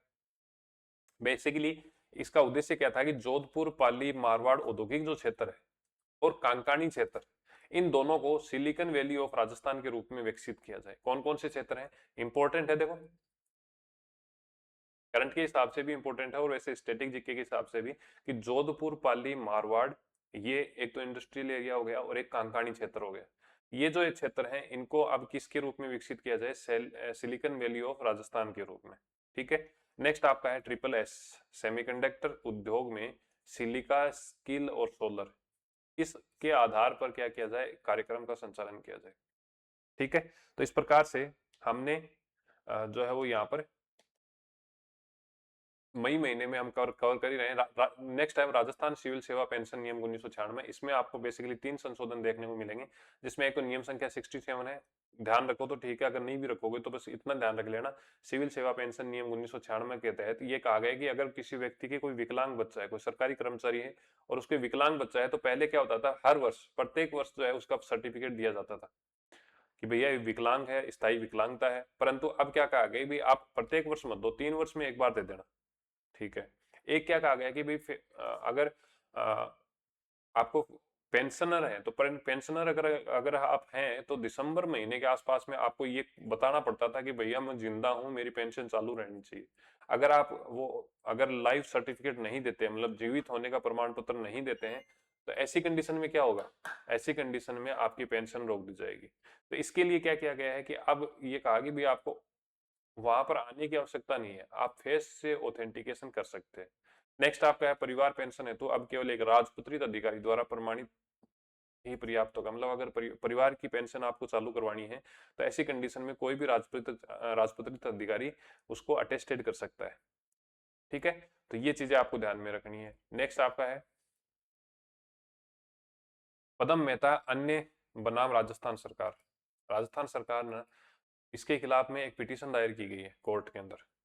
क्या कहा गया कि भैया राज्य सरकार जो है वो अपनी राजस्थानी भाषा को बढ़ावा नहीं दे रही है। बहुत लंबे समय से ये डिमांड चल रही है और इसके चलते अब जो है वो हाई कोर्ट के अंदर एक पिटीशन दारी की गई, फिर सुप्रीम कोर्ट में वो फैसला गया। तो सुप्रीम कोर्ट ने राज्य सरकार को कहा कि जितने भी निजी कॉलेज हैं, जितने भी निजी जो शैक्षिक संस्थाएं हैं, जितनी भी सरकारी संस्थाएं हैं, शैक्षणिक बता रहा हूँ, एजुकेशन जितनी भी इंस्टीट्यूट हैं, उनके अंदर राजस्थानी भाषा को चरणबद्ध तरीके से लागू किया जाए। जस्टिस विक्रमनाथ और जस्टिस संदीप मेहता की खंडपीठ के द्वारा ये कहा गया कि भाई 30 सितंबर 2026 तक राज्य सरकार हमें ये बताएगी कि हमने राजस्थानी भाषा को सुचारू रूप से लागू करने के लिए ये प्रयास किए हैं और फाइनली हमने क्या किया है, ड्राफ्ट बना दिया है। ठीक है। नेक्स्ट आपकी है रावीर योजना। रावीर योजना के तहत राज्य सरकार द्वारा गोल्डन आवर, मतलब जो स्टार्टिंग के जो कुछ घंटे होते हैं जहां एक्सीडेंट अगर हो गया, टाइम पे अगर इलाज मिल गया तो फिर वो जो है वो आदमी को ज्यादा नुकसान नहीं होगा। ऐसी कंडीशन में उस समय को हम बोलते हैं गोल्डन आवर। इस गोल्डन आवर में राज्य सरकार ने ये कहा कि यदि कोई व्यक्ति उसको हॉस्पिटल पहुंचाता है तो हम इनाम के रूप में, प्रोत्साहन राशि के रूप में 25,000 रुपए यहाँ पर उपलब्ध कराएंगे। कौन सी योजना के तहत? राहवीर योजना के तहत। नेक्स्ट, ई वेस्ट प्रबंधन नीति 2023। इसका नोडल एजेंसी के रूप में किसका सिलेक्शन किया गया है? राजस्थान राज्य प्रदूषण नियंत्रण मंडल के द्वारा। ठीक है, इंपॉर्टेंट है, आजकल ऐसे क्वेश्चन पूछे जाते हैं। 9 नवंबर 2026 को एसआई टेलीकॉम का पेपर हुआ था, उसमें सर्कुलर इकोनॉमी को लेकर बात हुई थी और सर्कुलर इकोनॉमी की नोडल एजेंसी कौन सी है, किसे बनाया गया है, यही क्वेश्चन पूछा था। तो अगर आपसे पूछा था, अब ये ई वेस्ट प्रबंधन नीति है ना, ये आपको आर्थिक समीक्षा में मिलेगी।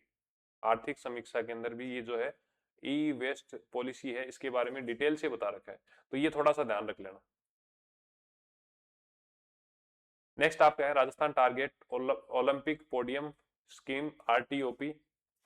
बेसिकली ये स्कीम जो है ये 50 युवाओं को, 50 प्रतिभाशाली युवाओं को 2028 में लॉस एंजलिस के अंदर, कब, कहा, लॉस एंजलिस के अंदर आपका जो है वो ओलंपिक होने वाला है, ग्रीष्मकालीन ओलंपिक। इसके लिए हम क्या करेंगे, 50 ऐसे प्रतिभाशाली व्यक्ति जो कि ओलंपिक के अंदर क्वालिफाई कर सकते हैं, जो कि बहुत बेहतर प्रदर्शन कर सकते हैं, उनके लिए एक प्रोग्राम चलाया है जिसमें हम 50 खिलाड़ियों को प्रति वर्ष 10 करोड़ रुपए यहाँ पर देने वाले हैं।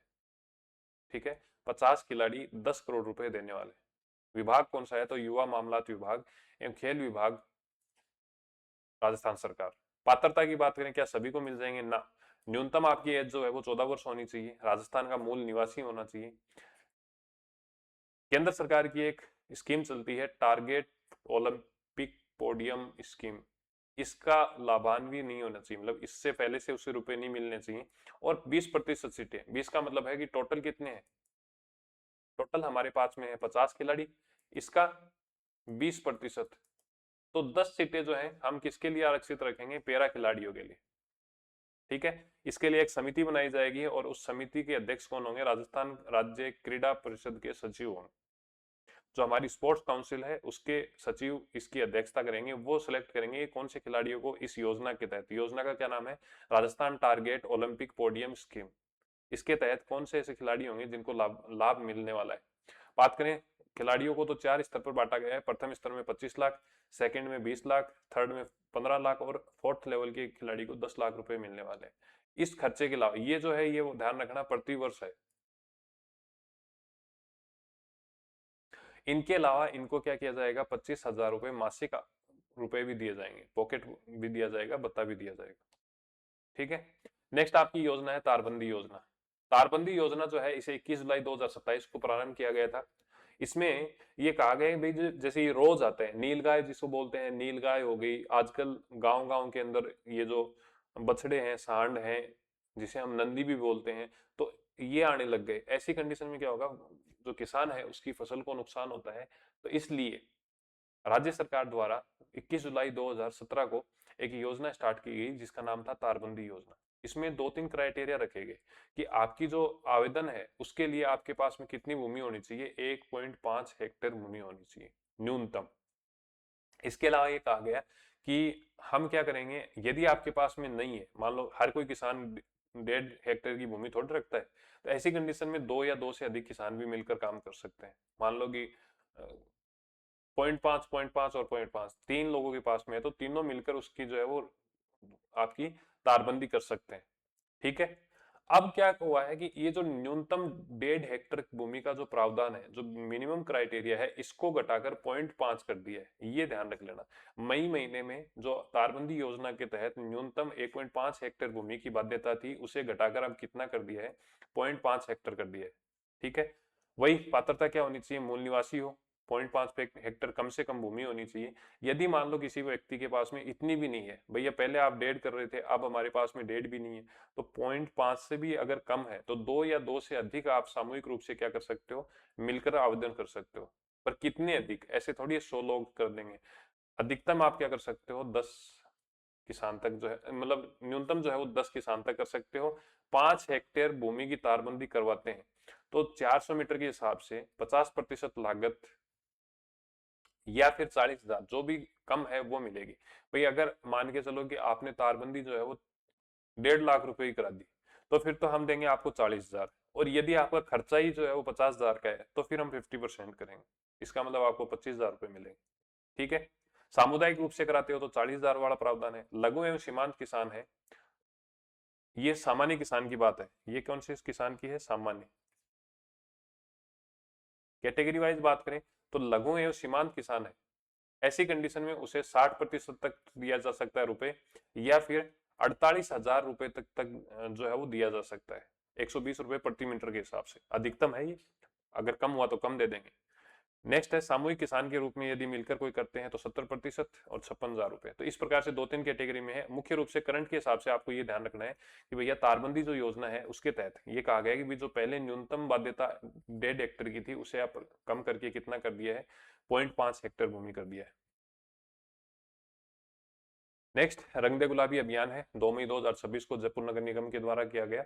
और ये कहा गया कि जितनी भी दीवारें हैं, लगभग 500 दीवारें ऐसी थी जिनको गुलाबी रंग के अंदर रंगा गया है। इस अभियान के अंदर स्कूल के बच्चे शामिल थे, कॉलेज था, एनजीओ था, आम जनता भी। अगर आपका मन है तो पेंट वेंट लेके आ जाओ और गुलाबी रंग से रंग दो। ठीक है। पिंक सिटी के नाम से वापस से फेमस कर दो इसको। नेक्स्ट आपका है, पाली के कलेक्टर हैं डॉक्टर रविंद्र गोस्वामी। क्या नाम है, डॉक्टर रविंद्र गोस्वामी है। और रविंद्र गोस्वामी के द्वारा एक अभियान चलाया गया है, आओ गांव चले। पाली वाला जो एरिया है ना, वहां पर बहुत से लोग हैं जो बाहर रह रहे हैं, मतलब मुंबई है, अहमदाबाद होंगे, आपके कलकत्ता है, तो वो वहां रह रहे हैं, अब वो वहां पर कमा भी रहे हैं। उन लोगों को ये कहा गया है कि भैया आपकी मातृभूमि के प्रति, आपकी जन्मभूमि के प्रति भी आपकी कोई जिम्मेदारी होनी चाहिए। आप वापस से मातृभूमि में आओ और यहाँ पर कोई छोटा मोटा डोनेशन वगैरह दे दो, भामाशाह बन जाओ। इसलिए उद्देश्य क्या था कि देश विदेश में जो भी व्यक्ति वहां रह रहे हैं, उनको पैतृक गांव के विकास के लिए सीधा भागीदार बनाया जाए।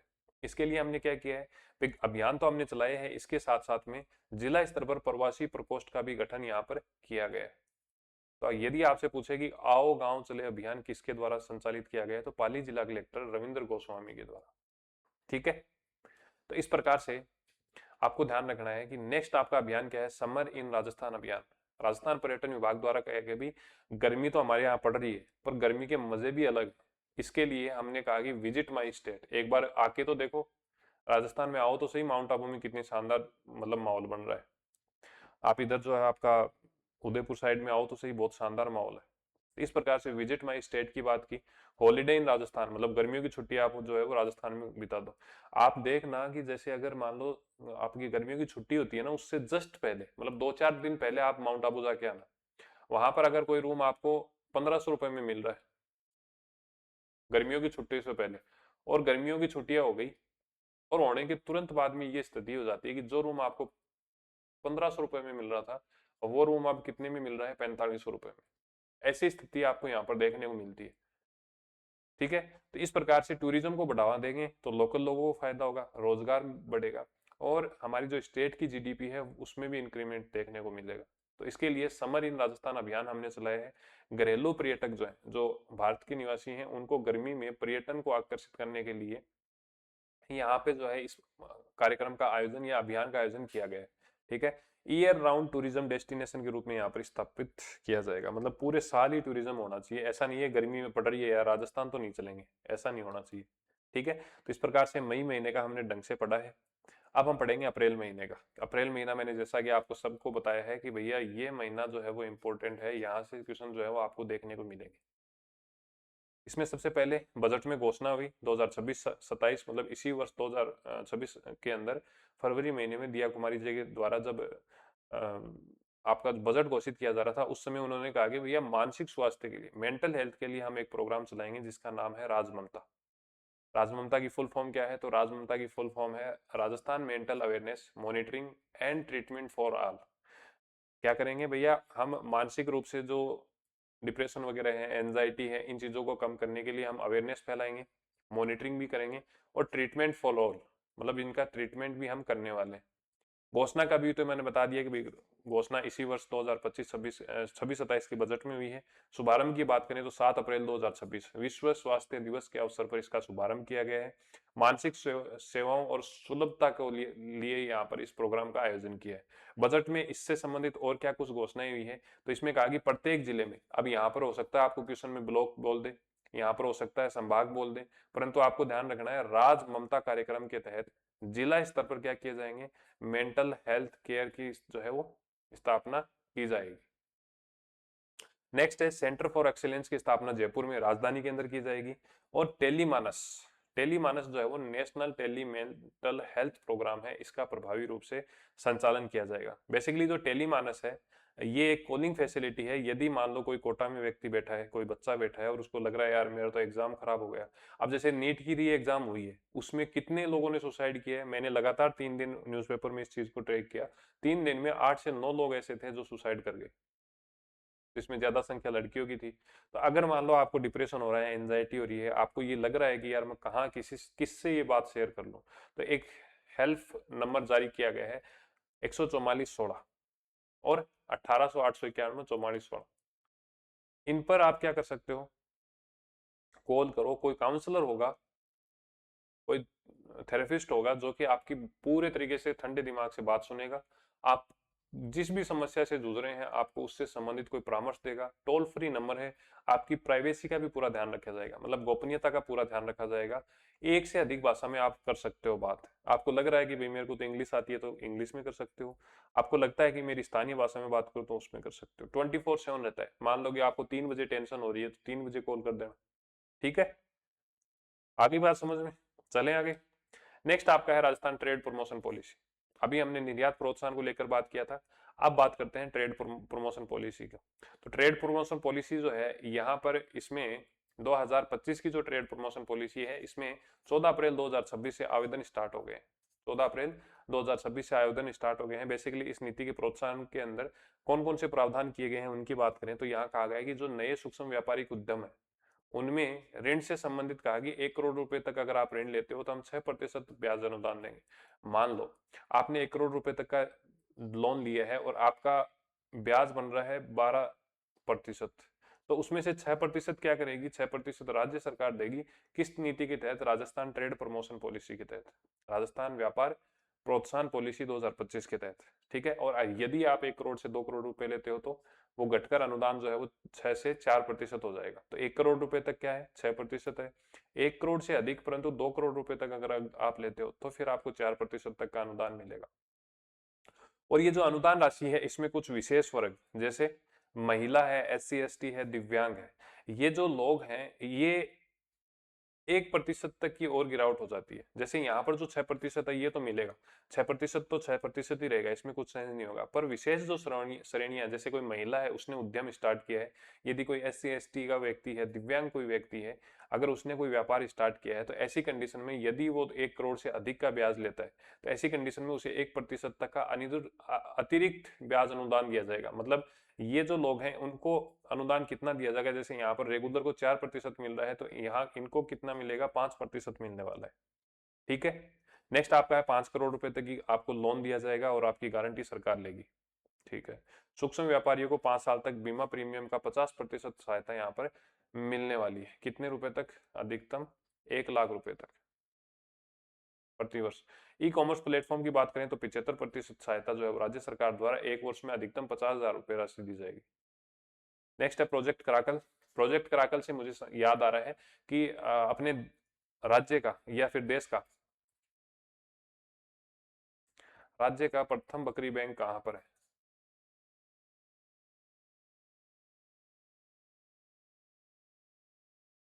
राज्य का प्रथम बकरी बैंक कहाँ पर है? जैसलमेर।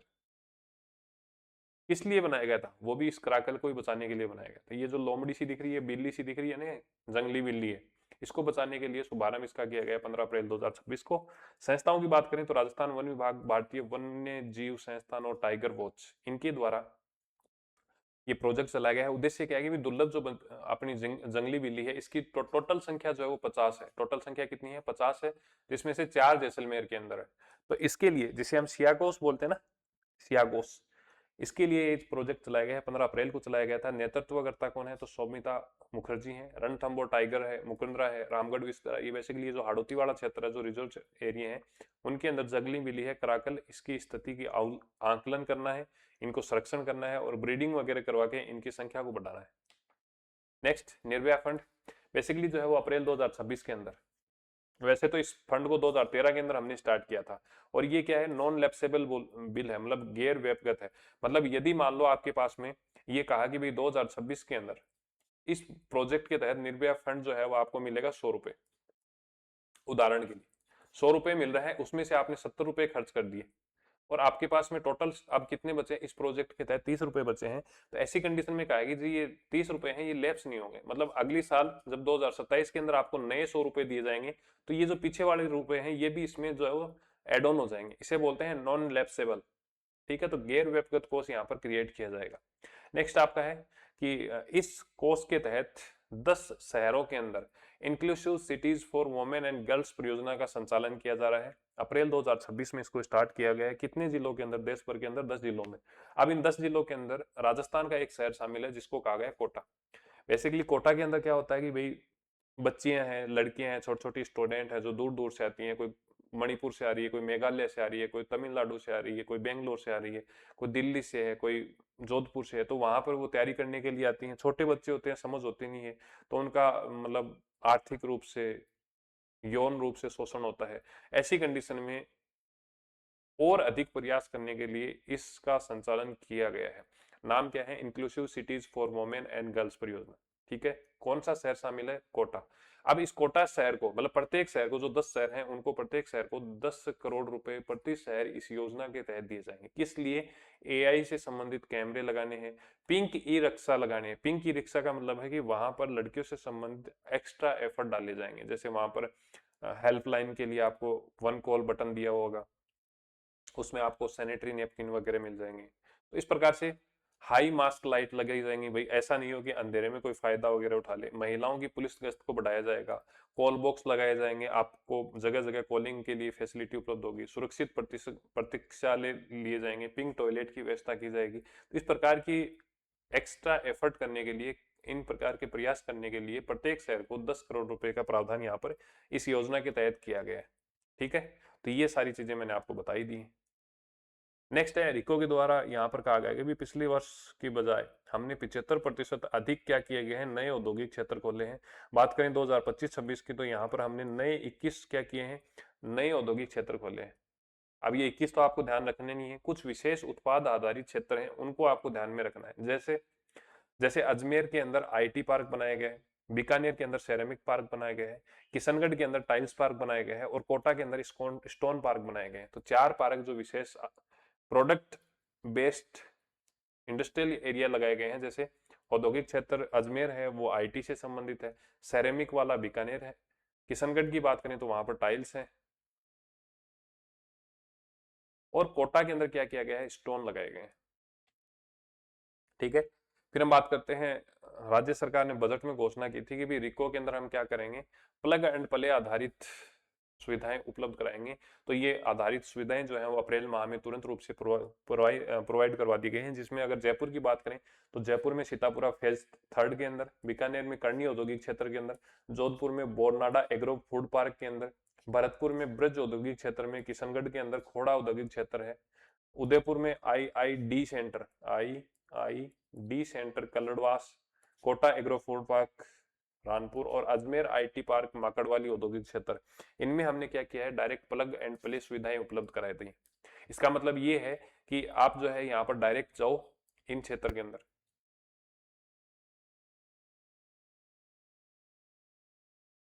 इन क्षेत्र के अंदर जाना, आप डायरेक्ट जैसे ही आप जाओगे तो जाते ही आपको क्या हो जाएगा कि यहाँ पर क्या मिल जाएंगी, सुविधाएं मिल जाएंगी, आपको बेसिक इंफ्रास्ट्रक्चर पर यहाँ पर खर्च करने की आवश्यकता नहीं होगी। नेक्स्ट आपका है भव्य योजना। बेसिकली केंद्र सरकार के द्वारा भव्य योजना को प्रारंभ किया गया है। सबसे पहले आप देख लो कि भाई भव्य योजना जो है इसका फुल फॉर्म क्या है। भव्य योजना जो है इसकी फुल फॉर्म है building high impact value added for accelerated development. मतलब यहाँ पर क्या कहा गया है कि हम औद्योगिक क्षेत्र वगैरह बनाएंगे पूरे देश भर के अंदर। हमने कहा कि 2 चरणों में, पहले चरण में 50 और दूसरे चरण में 50, टोटल कितने 100 औद्योगिक क्षेत्र हम बनाने वाले हैं। और इसके लिए हमने क्या किया है 100 शहरों का चयन किया है। और इसमें राजस्थान के कितने शहर शामिल है, तो भव्य योजना के तहत टोटल कितने हैं, टोटल 100 है। टोटल 100 में से आपको ध्यान रखना है राजस्थान के 5 शहरों को शामिल किया है, जिसमें बालोतरा है, जयपुर है, जोधपुर है, कोटा है और दौसा है। जयपुर, जोधपुर, कोटा आपको आसानी से याद हो जाएगा। बालोतरा और दौसा आपको ध्यान रखना है, जयपुर, जोधपुर, कोटा, बालोतरा और दौसा। ठीक है, वापस से अगर देखो तो भव्य योजना है, इसका फुल फॉर्म क्या है, building high impact value and added for accelerated development. Full form ध्यान रख लेना। ठीक है, भव्य योजना की बात करें तो इसमें लगभग जो है वो 33,660 करोड़ रुपए का प्रावधान यहाँ पर रखा है।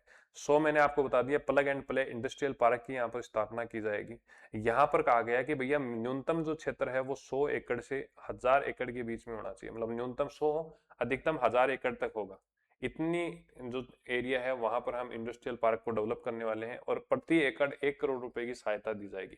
मान के चलो न्यूनतम तो देखो 100 है, इससे नीचे तो आप कर ही नहीं सकते इस भव्य योजना में।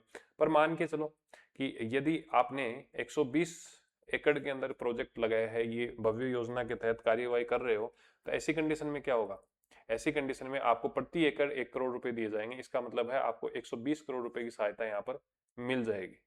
ठीक है, इसमें निजी क्षेत्र की भागीदारी भी ली जाएगी और राज्य सरकार द्वारा तो काम किए जाएंगे। योजना के अंदर मुख्य विशेषताएं क्या है, ये जो औद्योगिक इंडस्ट्रियल पार्क लगाए जाते हैं इनकी विशेषता क्या है, तो यहाँ पर इज ऑफ डूइंग बिजनेस को बढ़ावा दिया जाएगा। मतलब आसानी से मंजूरी वगैरह मिल जाएंगे। आपको जमीन चाहिए, हम जमीन उपलब्ध करा देंगे, तुरंत करा देंगे, ज्यादा लंबा नहीं खींचने वाले। आपको अगर कोई स्कीम लगानी है, स्कीम के लिए कोई प्रोजेक्ट लगाना है तो तुरंत लगा लियो। आपको प्लग एंड प्ले सुविधा उपलब्ध कराई जाएगी। सड़क, बिजली, पानी, factory, shed, lab, warehouse आदि के आवास, श्रमिकों के आवास आदि से संबंधित बेसिक जो इंफ्रास्ट्रक्चर होगा वो आपको यहाँ पर पहले ही उपलब्ध करा दिया जाएगा। बेहतर कनेक्टिविटी होगी, भैया आपके कंटेनर आ रहे हैं, आपकी गाड़ी आ रही है, बड़े बड़े ट्रोले आ रहे हैं, मशीन चल रही है, तो उनके लिए बेहतर कनेक्टिविटी आपको उपलब्ध रहेगी सड़क वगैरह के लिए। ठीक है, तो ये सारी चीजें आपको ध्यान में रखनी है भव्य योजना के तहत। आपको क्या ध्यान रखना है कि भैया राजस्थान के कौन से और कितने जिले शामिल है, तो 5 जिले शामिल है, जिसमें जयपुर, जोधपुर, कोटा और एक आपका आपका हो गया बालोतरा और एक आपका हो गया दौसा। ठीक है, नेक्स्ट आपका है कि आरएफसी को, आरएफसी को रिको के द्वारा क्या किया गया है, फंड दिया गया है। कितना, 50 करोड़ रुपए का। इसके लिए हमने घोषणा 2024-25 के बजट में की थी कि भैया हम क्या करेंगे, रिको क्या करेगा, रिको जो है, रिको संस्था जो है वो आरएफसी को, राजस्थान वित्त निगम, राजस्थान फाइनेंस कॉरपोरेशन है, इसको कितने रुपए देने वाला है, 20 करोड़ रुपए। और इसमें अंतिम जो आपकी 50 करोड़ रुपए की राशि थी वो यहाँ पर शिफ्ट कर दी गई। ठीक है, बात करें रिको संस्था की तो इसकी स्थापना 1969 में वैसे तो हुई थी। इसमें खनन विभाग भी पहले शामिल था। खनन विभाग के साथ में रिको की स्थापना की गई थी उद्योगों को डेवलप करने के लिए। परंतु 1979 में इनको अलग किया गया और रिको की अब अगर बात करें तो 1980 में जो मूल रूप है, वर्तमान रूप है, वो निकल के आया था। कार्य की बात करें तो मोटा मोटी वैसे तो काम खूब करता है, पर इसका मोटा काम क्या है कि औद्योगिक क्षेत्र का विकास करना और आधारभूत जो ढांचा है उद्योगों के विकास के लिए वो यहाँ पर उपलब्ध कराना है। नेक्स्ट आपका है आरएफसी, राजस्थान फाइनेंस कॉर्पोरेशन। इसकी स्थापना 1955 में हुई थी। बेसिकली ये जो है वो लॉन्ग टर्म फाइनेंस हेल्प उपलब्ध कराता है उद्योगों को। ठीक है, ये मैंने आपको बताई दिया, 20 करोड़ रुपए 20 करोड़ रुपए टोटल आपको देने थे और उसमें से आपने कितने दिए हैं, 50 करोड़ रुपए अभी दे दिए। नेक्स्ट है विश्व बैंक द्वारा राजस्थान हाईवे मॉडर्नाइजेशन के लिए, मतलब जो हाईवे है राजस्थान के उनको आधुनिक बनाने के लिए क्या किया है, 14 अलग अलग राजमार्गों को उन्नयन करने के लिए 20,025 करोड़ रुपए यहाँ पर दिए हैं। बात करें 14 में से 5 जो है वो आपके engineering, procurement and construction mode पर हैं और 9 हाइब्रिड एन्युटी मॉडल पर हैं। इसका मतलब ये है कि 5 तो ऐसे हैं जो कि मतलब एक निजी संस्था इसको बनाकर मतलब डेवलप करेगी, इनका आधुनिकीकरण करेगी, फिर वो टोल वगैरह वसूलेगी और फिर लास्ट में क्या होगा, राज्य सरकार को वो सुपुर्द करके चली जाएगी, जैसा कि हम ज्यादातर टोल व्यवस्था में देखते हैं। नो हाइब्रिड मॉडल रहने वाले, इसमें कुछ रुपया सरकार का भी लगेगा, कुछ रुपया निजी भागीदारी में रहेगा। ठीक है, अब इसमें हाईवे को मॉडर्न किया जाएगा, रियल टाइम मॉनिटरिंग रखी जाएगी, कैमरे लगाए जाएंगे, सेंसर लगाए जाएंगे, तो ये सारी चीजें यहाँ पर है। इसकी कुल अवधि जो है वो आपकी ऋण की वो 35 वर्ष है। 5 वर्ष का इसमें क्या किया जा सकता है, ग्रेस पीरियड दिया जा सकता है। मतलब वैसे तो आपको 35 वर्ष के अंदर इसकी जो है वो चुकती करनी है, वापस देना है, परंतु फिर भी 5 वर्ष तक आप क्या कर सकते हो, ग्रेस पीरियड रख सकते हो। नेक्स्ट, पश्चिमी रेलवे का नागदा कोटा सामगढ़ रेलखंड है। यहाँ पर भारत की पहली एल्स्टोम प्रोपल्शन आधारित 16 कार वंदे भारत ट्रेन का सफल परीक्षण यहाँ पर किया गया है। मतलब 16 यहाँ पर डब्बे इसके अंदर रखे गए हैं, 160 किलोमीटर की यहाँ पर स्पीड रखी गई है। ठीक है, फ्रांस की कंपनी है एल्स्टोम, इसके द्वारा यहाँ पर जो है वो प्रोजेक्ट बनाया गया है और फिर यहाँ पर टेस्टिंग की गई है। कहाँ पर, नागदा कोटा सामगढ़ में। नेक्स्ट है पीएम ई ड्राइव योजना। ये पीएम ई ड्राइव योजना जो है, यहाँ पर 1 अक्टूबर 2024 को इसकी शुरुआत की गई थी। प्रारंभिक रूप से इसकी जो है वो अवधि 2026 तक थी, परंतु अब इसे बढ़ाकर 31 मार्च 2028 तक कर दिया गया। इंपॉर्टेंट है, ये इंपॉर्टेंट इसलिए भी है क्योंकि फर्स्ट ग्रेड के अंदर यहाँ से क्वेश्चन पूछा गया और बहुत डेप्थ के अंदर, मतलब ये मान लो कि भाई एक तरीके से बेतुका सा क्वेश्चन पूछा गया है। अब इसके उद्देश्य क्या है, देखो पहले ये बात कर लेते हैं, फिर हम क्वेश्चन को डिस्कस कर लेंगे। इसके उद्देश्य है कि भैया इलेक्ट्रॉनिक व्हीकल से संबंधित जो भी इंफ्रास्ट्रक्चर है, चार्जिंग, अगर मान लो परिवहन जो है ईवी गाड़ियां हैं उनको बढ़ावा देना है, इसके लिए ये सब्सिडी वगैरह देता है। सबसे पहले अगर हम देखें कि पीएम ई ड्राइव योजना है, इसकी फुल फॉर्म क्या है, तो पीएम का तो प्रधानमंत्री हो ही गया, ई का मतलब इलेक्ट्रॉनिक हो गया, ड्राइव का मतलब डी से ड्राइव, आर से revolution and innovative vehicle enhancement. PM electric drive revolution in innovative vehicle enhancement, ये इसकी फुल फॉर्म रहने वाली है। 2024 में अक्टूबर के अंदर इसको प्रारंभ किया था, 31 मार्च 2026 तक इसका कार्यकाल था, परंतु वर्तमान में इसको 2 वर्ष के लिए और एक्सटेंड किया गया है और अब इसकी जो अवधि है वो 31 मार्च 2028 तक कर दी गई है। बात करें बजट की तो 10,900 मतलब लगभग 1100 करोड़ रुपए का प्रावधान रखा है कि भैया आप 2 वोट 3 वोट और एम्बुलेंस है, ट्रक है, मतलब 2 व्हीलर 3 व्हीलर एम्बुलेंस ट्रक, इनकी आप खरीदारी करोगे तो हम आपको सब्सिडी देंगे। इस योजना के तहत नोडल एजेंसी कौन सी है, इंपॉर्टेंट है। पीएम ई ड्राइव योजना के तहत नोडल एजेंसी कौन सी है, राजस्थान अक्षय ऊर्जा निगम, राजस्थान अक्षय ऊर्जा निगम है। ये मैंने आपको बता ही दिया है बेसिकली इसमें क्या कुछ किया जाता है। तो ये मैंने बता दिया कि बस वगैरह खरीदनी है, इलेक्ट्रॉनिक ऑटो खरीदने हैं, 2 व्हीलर खरीदना है, एम्बुलेंस खरीदनी है, ट्रक खरीदने हैं, तो इनके लिए यहाँ पर सब्सिडी दी जाती है। ठीक है, ये आपका जो है वो आरपीएससी फर्स्ट ग्रेड के द्वारा, आरपीएससी फर्स्ट ग्रेड में क्वेश्चन पूछ लिया गया है। क्या पूछा है कि पीएम ई ड्राइव योजना जिसे 2026-27 में बजट दिया गया है केंद्र सरकार के द्वारा, यहाँ पर ये देखो स्टेटमेंट में पूछा है कि भैया इस योजना के तहत प्रदेश में 282 स्थानों पर 691 चार्जिंग स्टेशन स्थापित होंगे, परंतु ऐसा नहीं है। यहाँ पर आप देखोगे तो आपको पता चलेगा 262 स्थान है, कुल 591 ईवी चार्जिंग स्टेशन है, तो ये 282 नहीं होगा, 262 होगा, और 691 नहीं होगा, यहाँ पर 591 होगा। ठीक है, ये आरपीएससी फर्स्ट ग्रेड एग्जाम में क्वेश्चन पूछा है। योजना के अनुसार जयपुर में 122, अजमेर में 39 स्टेशन स्थापित किए जाएंगे, परंतु ऐसा नहीं है।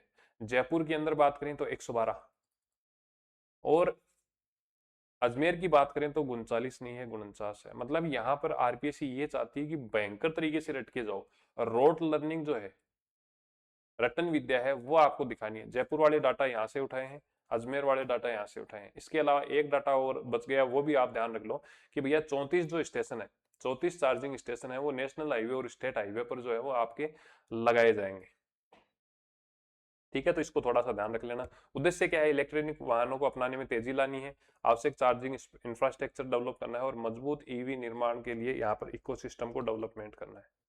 नेक्स्ट है रिको के द्वारा यहाँ पर औद्योगिक जो क्षेत्र है, जैसे मान लो पहले क्या होता था कि पहले आपके पास में औद्योगिक क्षेत्र में मान लो बहुत बड़ा जगह है, अब वहां पर आपको लगाना छोटा प्लांट है, उसका यूटिलाइजेशन क्या होगा भाई, जगह तो आपने बड़ी ले ली यहाँ पर, अब आप चाहते हो कि यहाँ पर मैं छोटे छोटे 2-4 प्लांट लगा लूं। तो ऐसी कंडीशन में पहले नियम थोड़े सख्त थे, अब उनको लिबरल किया गया है, लचीला किया गया है। और रिको और डिस्पोजल ऑफ लैंड रूल्स 1979 के नियम संख्या 17E को चेंज किया गया है। इसमें यह कहा गया कि यदि आपके पास में 20,000 या इससे अधिक वर्ग मीटर स्क्वायर के क्षेत्रफल है तो आप उनका जो है वो डिवाइडेशन इस प्रकार से कर सकते हैं। परंतु जो छोटे से छोटा टुकड़ा होगा वो कितना, 500 मीटर स्क्वायर से छोटा नहीं होगा। मतलब ऐसा नहीं है आप 20-20 मीटर के टुकड़े काट ना, आपके कम से कम जो टुकड़ा होगा वो 500 मीटर स्क्वायर का रहने वाला है। ठीक है। और ये उप विभाजन आप एक बार परचेज करने के बाद में 7 वर्ष के बाद ही कर सकते हो। ऐसा नहीं है आपने लिया फिर उसकी रीसेल करने के लिए आपने तोड़ तोड़ के बेचना स्टार्ट कर दिया ना, ऐसा नहीं होगा। तो 3 चीजों का ध्यान रखना है कि जो उपखंड आप डिवाइडेशन कर रहे हो उसमें टोटल जो है वो 20,000 मीटर स्क्वायर की आपकी क्षेत्र है वो होना चाहिए। इसमें अगर आप टुकड़े करते हो तो छोटे वाला जो टुकड़ा है उसका मिनिमम जो क्षेत्रफल है वो 500 मीटर स्क्वायर होना चाहिए। और जो ये पूरा प्रोसेस है, जो डिवाइडेशन का प्रोसेस है, उसको आप जो है वो 7 वर्ष या इसके बाद ही कर सकते हो। ठीक है। लेआउट अगर इसका कोई नक्शा वगैरह है तो वो पहले रिको में जमा कराना होगा। अगर मान लो उस पर कोई ऋण चल रहा है, उस जो भूमि है बड़ी वाली उस पर कोई ऋण चल रहा है, उसमें आप डिवाइडेशन करना चाहते हो तो आपको पहले ऋण जमा कराना है, उसके बाद में एनओसी लेनी है। ठीक है।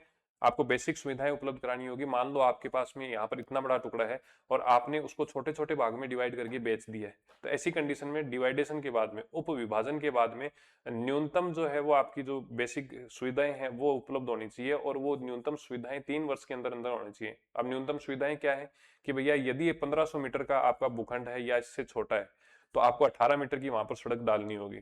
यदि भूखंड इससे बड़ा है तो 24 मीटर की आपको जो है वो सड़क डालनी होगी। ठीक है।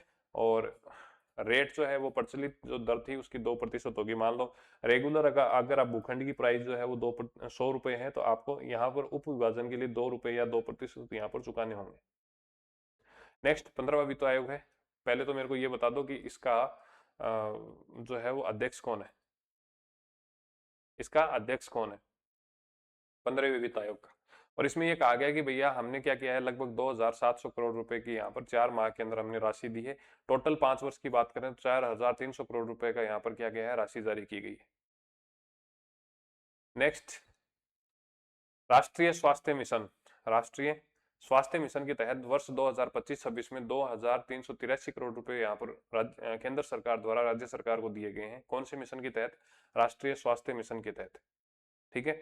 जिसमें से राजस्थान सरकार को दो, मतलब स्वीकृत इतने किए थे परंतु हमने क्या किए हैं 100.61%, मतलब जितने हमें चाहिए थे उससे ज्यादा ही दे दिए। और सबसे ज्यादा राशि पीएम अभीम के तहत दिया गया है। पीएम अभीम जो है वो आपको ध्यान रखना है, प्रधानमंत्री Ayush Bharat health infrastructure mission है। तो जो ये पीएम अभीम योजना है, सबसे ज्यादा जो राष्ट्रीय स्वास्थ्य मिशन का रुपया मिला है वो मिला है पीएम अभीम योजना के तहत। ठीक है। प्रधानमंत्री Ayush Bharat health infrastructure mission के तहत। और अकेले इसमें जैसे आपको दो टोटल कितने मिले हैं, 2,398।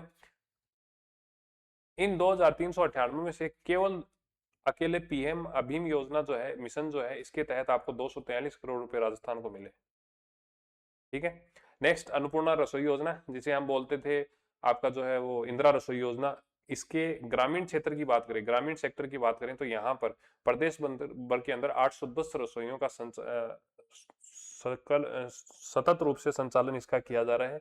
यहाँ पर बात करें आपकी जो पीएम अन्नपूर्णा योजना है, इसके तहत कहा गया है कि भाई हम क्या करेंगे, 22 रुपए में आपको भरपेट खाना देने वाले हैं। अब इसके अंदर 8 रुपए तो देगा जो खाने वाला है वो, और बाकी के जो रुपए हैं वो कौन देने वाला है, तो वो देगी सरकार।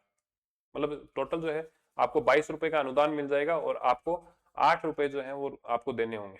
तो 30 रुपए की थाली मिल जाएगी आपको, जिसमें से 8 रुपए तो आपको देने हैं जो खाना खा रहा है वो, और 22 रुपए का क्या करेगी राज्य सरकार अनुदान देने वाली है। इसमें आपको जो है वो 600 ग्राम की थाली मिलती है, जिसमें से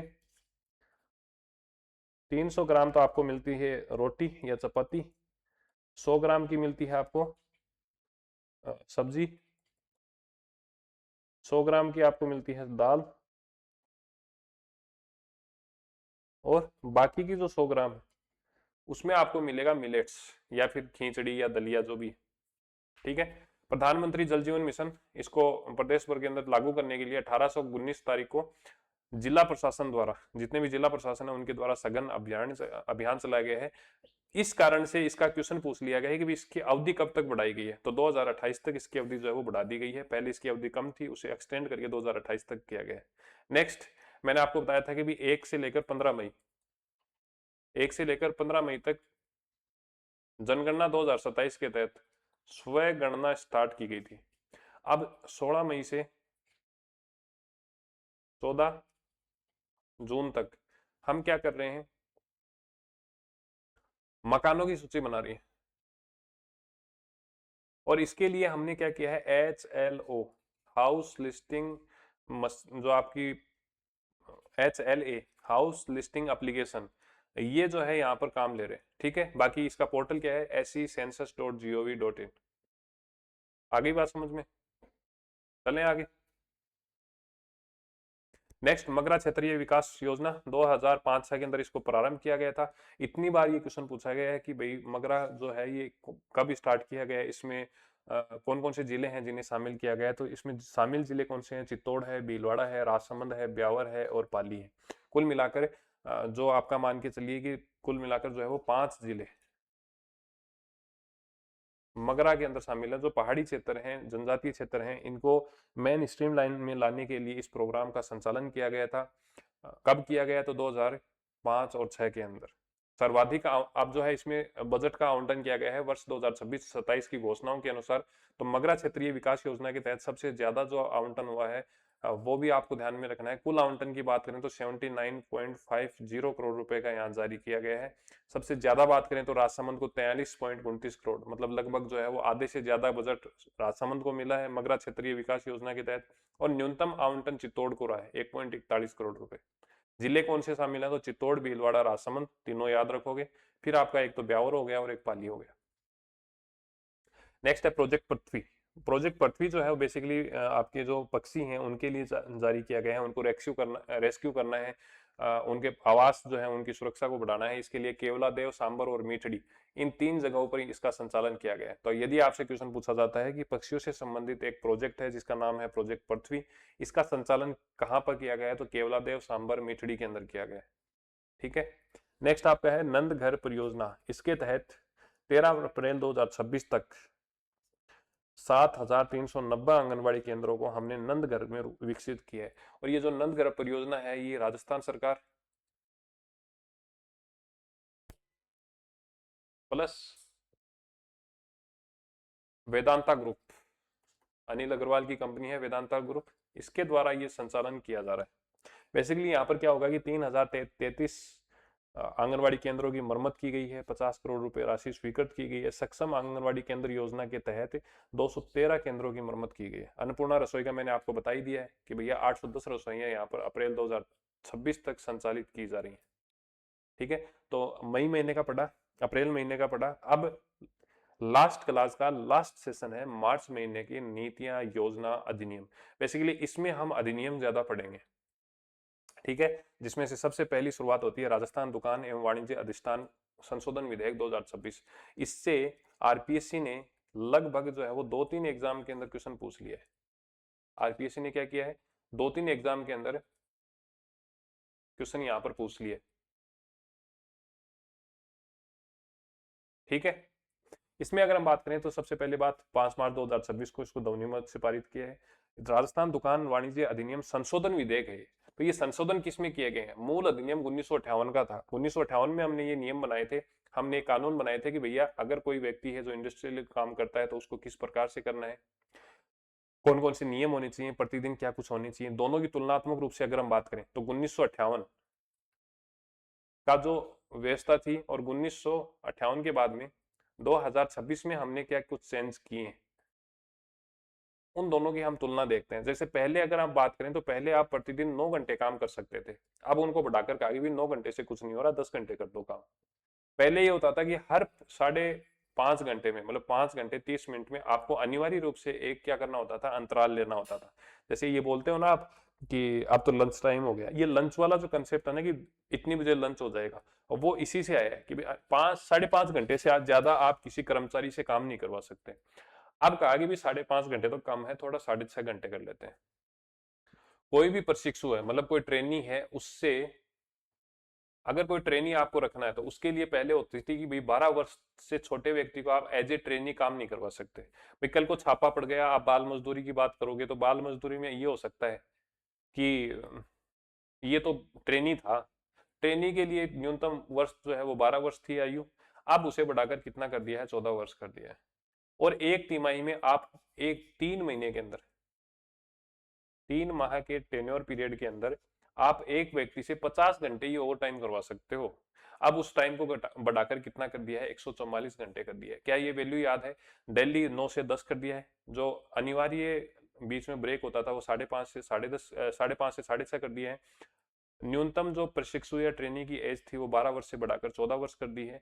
और एक माही में, और एक तिमाही के अंदर ओवर टाइम जो आपका था वो 50 घंटे था, उसे बढ़ाकर अब 144 घंटे कर दिया है। ठीक है, ये क्वेश्चन यहां से पूछ लिया कि भैया अधिष्ठान में किसी भी कर्मचारी से किसी भी दिन 10 घंटे से अधिक कार्रवाई नहीं करा सकते। तो भैया मैंने कहा ना कि भाई 9 घंटे है, तो 9 घंटे ही किया जा सकता है। ठीक है, उसके बाद में कहा कि सप्ताह में 60 दिन से अधिक कार्य नहीं करवा सकते। आगे हम पढ़ेंगे कि 14 से 18 वर्ष तक के जो वही, पहले क्या होता था 12 से 15 वर्ष तक के किशोर होते थे, अब उनकी जगह पर क्या कर दिया है, 14 से 18 कर दिया है। तो रात के समय में आप काम करने की अनुमति नहीं दे सकते। ठीक है, साप्ताहिक कार्य की सीमा जो है वो 48 घंटे ही रहेगी। जो पहले 48 थी, अब भी उसे 48 ही कर दिया है। यहाँ पर जो है वो ये गलत दिया है आपको, 60 घंटे नहीं होगा, यहाँ पर कितना होगा, 48 घंटे। आ गई बात समझ में? और क्या कहा गया है कि भी 14 से 16 वर्ष तक के बीच के आयु के जो बच्चे हैं, उन्हें किसी भी नियोजन के लिए 5 वर्ष से अधिक नहीं कर सकते। तो 14 से 16 की तो बात ही नहीं है यहाँ पर, ऐसी कोई बात हुई नहीं तो हम करेंगे नहीं। और महिलाओं से संबंधित जितने भी नियम थे, उनमें कोई भी चेंज जो है वो आपको देखने को नहीं मिला है। फिर एक नेक्स्ट है राजस्थान जन विश्वास उपबंध का संशोधन विधेयक 2026। बेसिकली हुआ क्या, वर्तमान में जो कानून व्यवस्था चल रही है, जो नियम चल रहे हैं, अब वो पुराने हैं, वो उस समय की व्यवस्थाओं के अनुसार, उस समय की आवश्यकताओं के अनुसार काम कर रहे थे। अब वर्तमान में क्या हुआ है, वर्तमान में ये स्थिति बनी है कि कुछ कानून थे जिनमें संशोधन की आवश्यकता थी, और ऐसे कानूनों की संख्या कितनी है, ऐसे कानून की संख्या कितनी है, 11। ऐसे कानूनों की संख्या कितनी है, 11। तो 11 जो कानून है उनमें कुछ चेंज किए हैं। जैसे एक बात बताता हूँ, warehousing act 2000, warehousing act 1958, इसमें क्या कहा गया कि यदि आप लाइसेंस भंडारण पर एक, अगर आपने कोई भंडार कर लिया, जैसे मान लो कि भाई चीनी का स्टॉक जो है उसने ज्यादा कर लिया, कहा गया कि भाई चीनी का जो स्टॉक है, क्योंकि चीनी की मान लो अभी कमी हो जाती है, मीठे की कमी हो जाती है, तो आपको कहा कि एक व्यक्ति 50 बोरियां ही अपने गोदाम में स्टोर कर सकता है, उसने 150 कर ली। ऐसी कंडीशन में पहले क्या होता था, 1 वर्ष की जेल हो जाती थी, केवल इससे ही कि उसने 100 बोरियां एक्स्ट्रा रख ली है। अब क्या कहा गया कि भाई इनकी जगह पर 50,000 रुपए का जुर्माना लगा दो। तो ऐसे छोटे छोटे जो है वो यहाँ पर चेंज किए गए। जैसे पेयजल दुरुपयोग को लेकर पहले क्या होता था, यदि आपके घर में घरेलू कनेक्शन है और यदि आप उसका गैर घरेलू उपयोग करते हैं, जैसे आपके पास में घरेलू कनेक्शन है, डोमेस्टिक कनेक्शन है, आपने उसमें पीजी खोल लिया या हॉस्टल खोल लिया मकान के अंदर, और उस हॉस्टल के अंदर जितने भी बच्चे रह रहे हैं उनको आप पानी पिला रहे हो उसी घरेलू कनेक्शन से, ऐसी कंडीशन में क्या कहा कि भाई 1 वर्ष के जेल आपको हो जाएगी। पहले ये परिस्थिति थी कि 1 वर्ष की जेल हो जाएगी, अब क्या किया है, अब जो है उसे दंड के रूप में परिवर्तित कर दिया है, 200 रुपए से लेकर 1000 रुपए प्रतिदिन के हिसाब से। तो ऐसे अलग अलग 11 विभिन्न कानून थे, उनमें छोटे छोटे चेंज आपको देखने को मिले हैं। कानूनों की बात करें तो यहाँ से क्वेश्चन पूछा जा सकता है। तो जो 11 कानून है उनके आपको ध्यान रखने हैं। जैसे राजस्थान वन अधिनियम 1953 है, राजस्थान अभिकृति अधिनियम 1955 है, नवचालन विनियमन अधिनियम 1956 है, बांडागृह 1958 है, राज्य उद्योग सहायता अधिनियम 1961 है, विद्युत शुल्क 1962 है, साहूकार अधिनियम 1963 है, गैर शैक्षिक संस्था अधिनियम 1989 है, स्टाम्प अधिनियम 1998 है, राजस्थान नगर पालिका अधिनियम 2009 है। और जल प्रदाय मलवहन बोर्ड अधिनियम 2018 है। तो इस प्रकार के ये 11 अधिनियम है, 11 में से कोई भी नाम आपसे पूछा जा सकता है। यदि इसके लिए जन विश्वास अधिनियम के लिए नहीं पूछता है तो ऐसी कंडीशन में हो सकता है आपसे ये पूछ ले कि भैया राजस्थान नगरपालिका अधिनियम कौन से वर्ष में बनाया गया था। तो इस हिसाब से आपको ध्यान में रखना है, ठीक है। नेक्स्ट, राजस्थान विशुद्ध क्षेत्र संपत्ति हस्तांतरण नियम 2026। इसमें बेसिकली ऐसी जगह के बारे में कहा गया है जहां पर मान लो विवाद हो रहा है।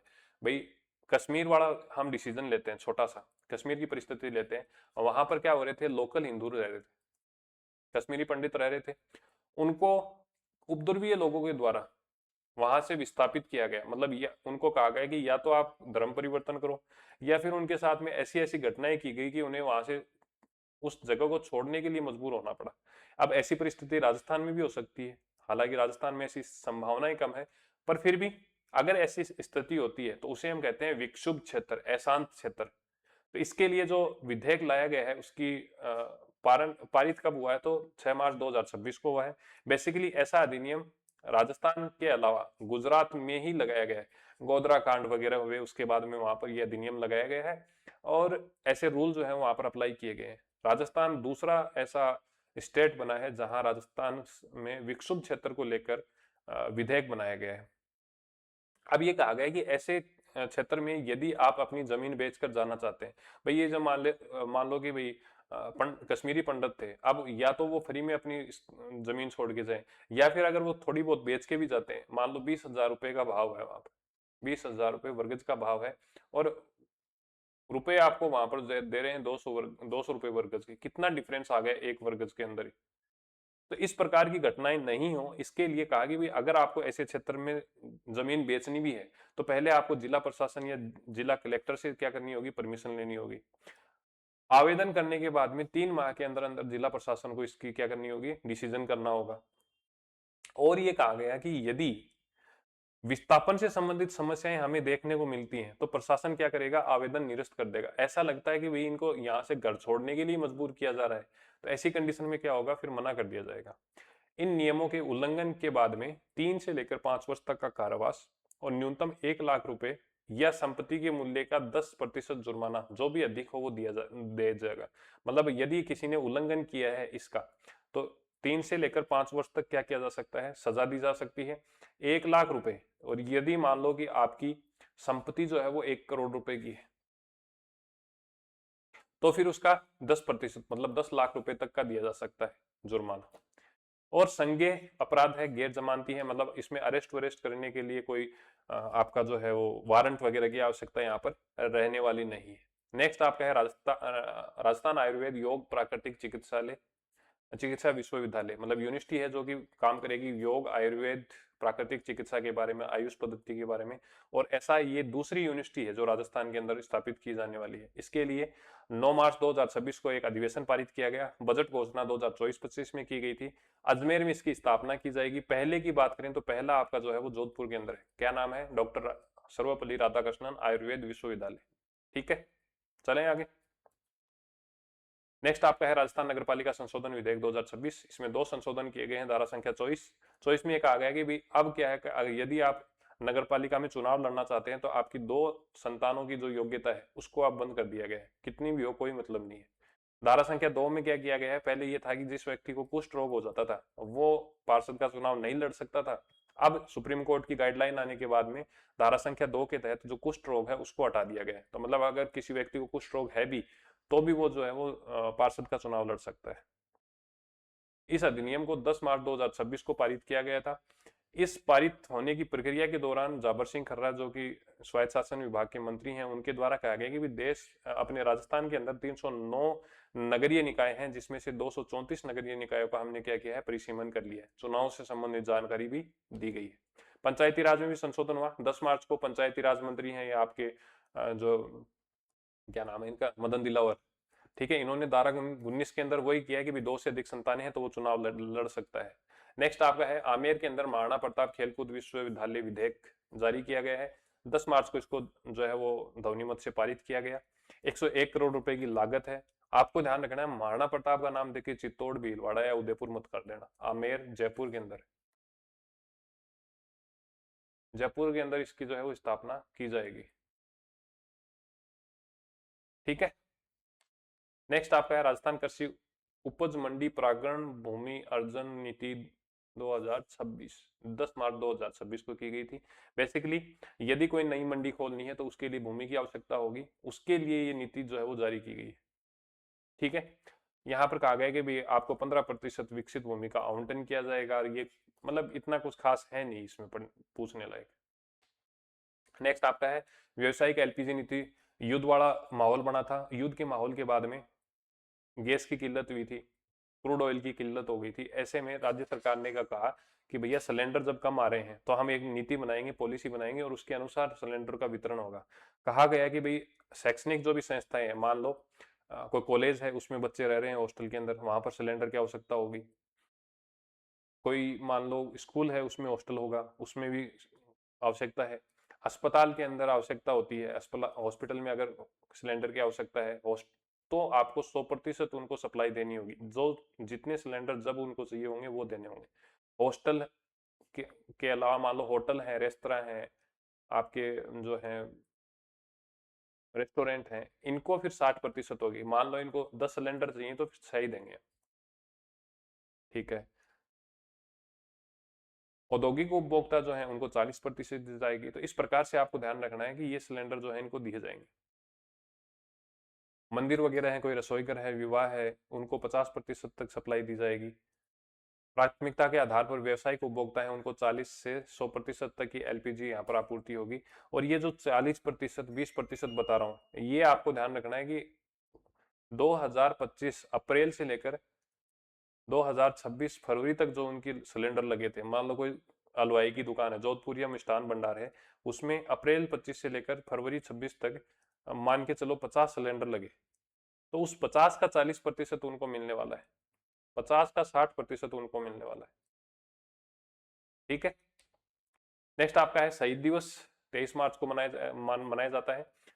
भगत सिंह जी को जो है वो यहाँ पर भगत सिंह जी शहीद हुए थे देश के लिए, तो उनके शहीद दिवस के उपलक्ष्य में 23 मार्च को यहाँ पर एक यात्रा निकाली गई है अलवर में, जिसका नाम है भारत माई रिस्पॉन्सिबिलिटी। ठीक है। परिंदा लगाओ अभियान जयपुर में लगाया गया। अक्षय ऊर्जा परियोजना के तहत राजकीय भूमि के डीएलसी रेट जो है उनको 5% से बढ़ाकर 7.5% किया है। और जो राशन डीलर थे उनके मानदेय को बढ़ाकर 137 रुपए से 150 रुपए कर दिया है। लीलाधर महादेव पशु मेला मंडार रेवदर सिरोही के अंदर आयोजित हुआ है। जल जीवन मिशन है, इसकी जो टेन्योर पीरियड है ये बढ़ाकर 2028 तक कर दी है। और इसके तहत केंद्र सरकार से एमओयू करने वाला राजस्थान पहला देश बना है, पहला राज्य बना है। और आवासन मंडल के द्वारा एक योजना चलाई जा रही है, समृद्धि अपार्टमेंट योजना। इसके तहत स्कॉच गोल्ड अवार्ड मिला है। बेसिकली अफोर्डेबल हाउसिंग फैसिलिटी उपलब्ध कराने का काम करती है, और यह पुरस्कार आवासन मंडल के आयुक्त रश्मि शर्मा के द्वारा प्राप्त किया गया है। हरियालो राजस्थान के तहत इस वर्ष 10 करोड़ पौधों का अब की बार टारगेट रखा गया है। और पीएम कुसुम योजना के तहत एक दिन के अंदर राज्य की 4 डिस्कॉम के द्वारा 12 नए सौर ऊर्जा संयंत्र लगाए गए हैं, जिनकी कैपेसिटी 23.60 और 444 मतलब जयपुर, अजमेर और जोधपुर तीनों डिस्कॉम के द्वारा 444 जो है वो संयंत्र लगाए गए। नेक्स्ट है इंश्योरेंस फॉर ऑल। इसके अंदर संस्था कौन है, नोडल संस्था कौन है, कौन सी कंपनी के द्वारा ये जो इंश्योरेंस है ये उपलब्ध कराई जाएंगी, तो आपको ध्यान रखना यूनाइटेड इंडिया इंश्योरेंस कंपनी के द्वारा। ऐसे क्वेश्चन पहले पूछे गए हैं आरपीएससी द्वारा। नेक्स्ट आपका है राजस्थान औद्योगिक प्रोत्साहन नीति, ये मैंने आपको बताई दिया है। ये कुछ जानकारियां हैं, 4 मॉडल हैं इसके अंदर, ये ढंग से थोड़ा सा अगर आप देखो तो देख लेना। ए मॉडल, बी मॉडल, सी और डी, ये 4 मॉडल हैं इसमें डेवलप के लिए किए गए हैं। थोड़ा थोड़ा देख लेना आप देखो तो इसको। ठीक है। या फिर मैं बता दूं, बताओ, चलो मैं ही बता देता हूँ। राजस्थान औद्योगिक नीति जो है इसको बेसिकली 18 मार्च 2026 को लॉन्च किया गया था 5 वर्ष के लिए। तो 2026 से लेकर 2031 तक बेसिकली निजी और रिक्को की भागीदारी से इसको डेवलप किया जाएगा। प्रोजेक्ट जो है उसको 4 भागों में डिवाइड किया गया है, A B C और D, A B C और D। ठीक है। 50 एकड़ की भूमि कम से कम होनी चाहिए इस पार्क प्रोत्साहन के लिए नीति के लिए, और 10 कम से कम औद्योगिक यूनिट वहां पर एक तरीके की होनी चाहिए। अगर चमड़े का है तो चमड़ा होना चाहिए, अगर टेक्सटाइल का है तो टेक्सटाइल होनी चाहिए। ठीक है, 100 एकड़ तक के पार्कों का यहाँ पर 20 करोड़ रुपए अधिकतम आपकी जो है वो सहायता राशि मिलेगी। 100 करोड़ से 250 करोड़ है तो 30 करोड़ रुपए की सब्सिडी यहाँ पर मिलेगी, और 25 करोड़ से अधिक है तो फिर 40 करोड़ रुपए की सब्सिडी यहाँ पर मिलने वाली है। इसके अलावा यहाँ पर ध्यान रखना है कि 12.5 करोड़ रुपए तक पर्यावरण से संबंधित प्रोत्साहन, स्टाम्प ड्यूटी आदि के लिए छूट आपको यहाँ पर मिलने वाली है। हिस्सेदारी की बात करें तो राज्य सरकार द्वारा प्लस जो निजी क्षेत्र है या फिर जो कोई व्यक्ति है जो ऐसा कर रहा है, मतलब कोई भी पार्क वगैरह डेवलप कर रहा है, तो उनकी जो अनुपात है वो 60 और 40 का रहेगा। मतलब राज्य सरकार 60% और जो व्यक्ति है उसके द्वारा 40% वहन किया जाएगा। इसमें 4 मॉडल है। प्रोजेक्ट ए के तहत जो भी डेवलपमेंट होगा, भूमि आवंटित जो भी भूमि होगी उस पर जो भी डेवलपमेंट होंगे वो निजी व्यक्ति के द्वारा किए जाएंगे। प्रोजेक्ट बी में क्या होगा, 80% जो भूमि है वो जो डेवलपमेंट होगा वो विकासकर्ता के द्वारा, और 20% जो है वो रिको के द्वारा किया जाएगा। मॉडल सी के अंदर क्या होगा, पार्क के लिए संपूर्ण भूमि विकासकर्ता द्वारा की जाएगी। मतलब जो भूमि होगी वो पूरी पूरी कौन देगा, आपका विकासकर्ता देगा। और प्रोजेक्ट डी में क्या होगा, दोनों के द्वारा मिलकर काम किया जाएगा 60-40 के रेशियो पे। तो ए के अंदर क्या है, ए में भूमि जो होगी वो किसकी होगी, मान लो रिको उपलब्ध करा रहा है, और डेवलपर के द्वारा पूरा पूरा डेवलपमेंट उस पर किया जाएगा। ठीक है, बी में क्या होगा, प्रोजेक्ट बी के तहत या मॉडल बी के तहत क्या होगा, 80% भूमि तो रहेगी डेवलपर की, है ना, और 20% किसकी रहेगी, सरकार की या फिर रिको की। सी में क्या होगा, सी पे संपूर्ण भूमि की विकासकर्ता द्वारा व्यवस्था की जाएगी। ठीक है, यहाँ पर रिको के द्वारा हो रही थी, यहाँ पर जो है वो निजी भागीदारी के द्वारा पूरी भूमि होगी। तो इस प्रकार से है 60-40 का रेशियो है। सरकार जो है वो अधिकतम कितने देने वाली है, सरकार जो है वो मैक्सिमम कितना देने वाली है, 3 करोड़ रुपए। इस प्रकार की चीजें आपको देखने को मिलेगी। तो आपको ध्यान रखना है कि हमने अभी तक क्या किया है, मई, अप्रैल और मार्च, ये 3 महीनों की नीतियां, अधिनियम, योजनाएं जो भी चर्चा में थी, कुछ चीजें हमने बजट से भी शामिल करी हैं। तो ये इस प्रकार से आपको संपूर्ण चीजें जो है वो यहाँ पर उपलब्ध करा दी हैं। मेरे हिसाब से आपको अब कोई जो है वो टेंशन रहेगी नहीं करंट अफेयर में। बाकी आपका क्या फीडबैक रहता है, एग्जाम के बाद में मैसेज जरूर करना है, सिलेक्शन के मैसेज का हमें इंतजार रहता है आपके। मिलते हैं एक नए सेशन के साथ में। अगर आपको करंट अफेयर पढ़ना है तो एके एजू स्पोर्ट, एके एजू स्पोर्ट, एके EDUSPOT, इस चैनल को आप फॉलो कर लेना। आपको रेगुलर करंट अफेयर वहां पर मिलता रहता है, आगे भी मिलता रहेगा कोई भी एग्जाम हो से। ठीक है, मिलते हैं एक नए सेशन के साथ में, तब तक के लिए धन्यवाद। जय हिंद, जय भारत, थैंक यू।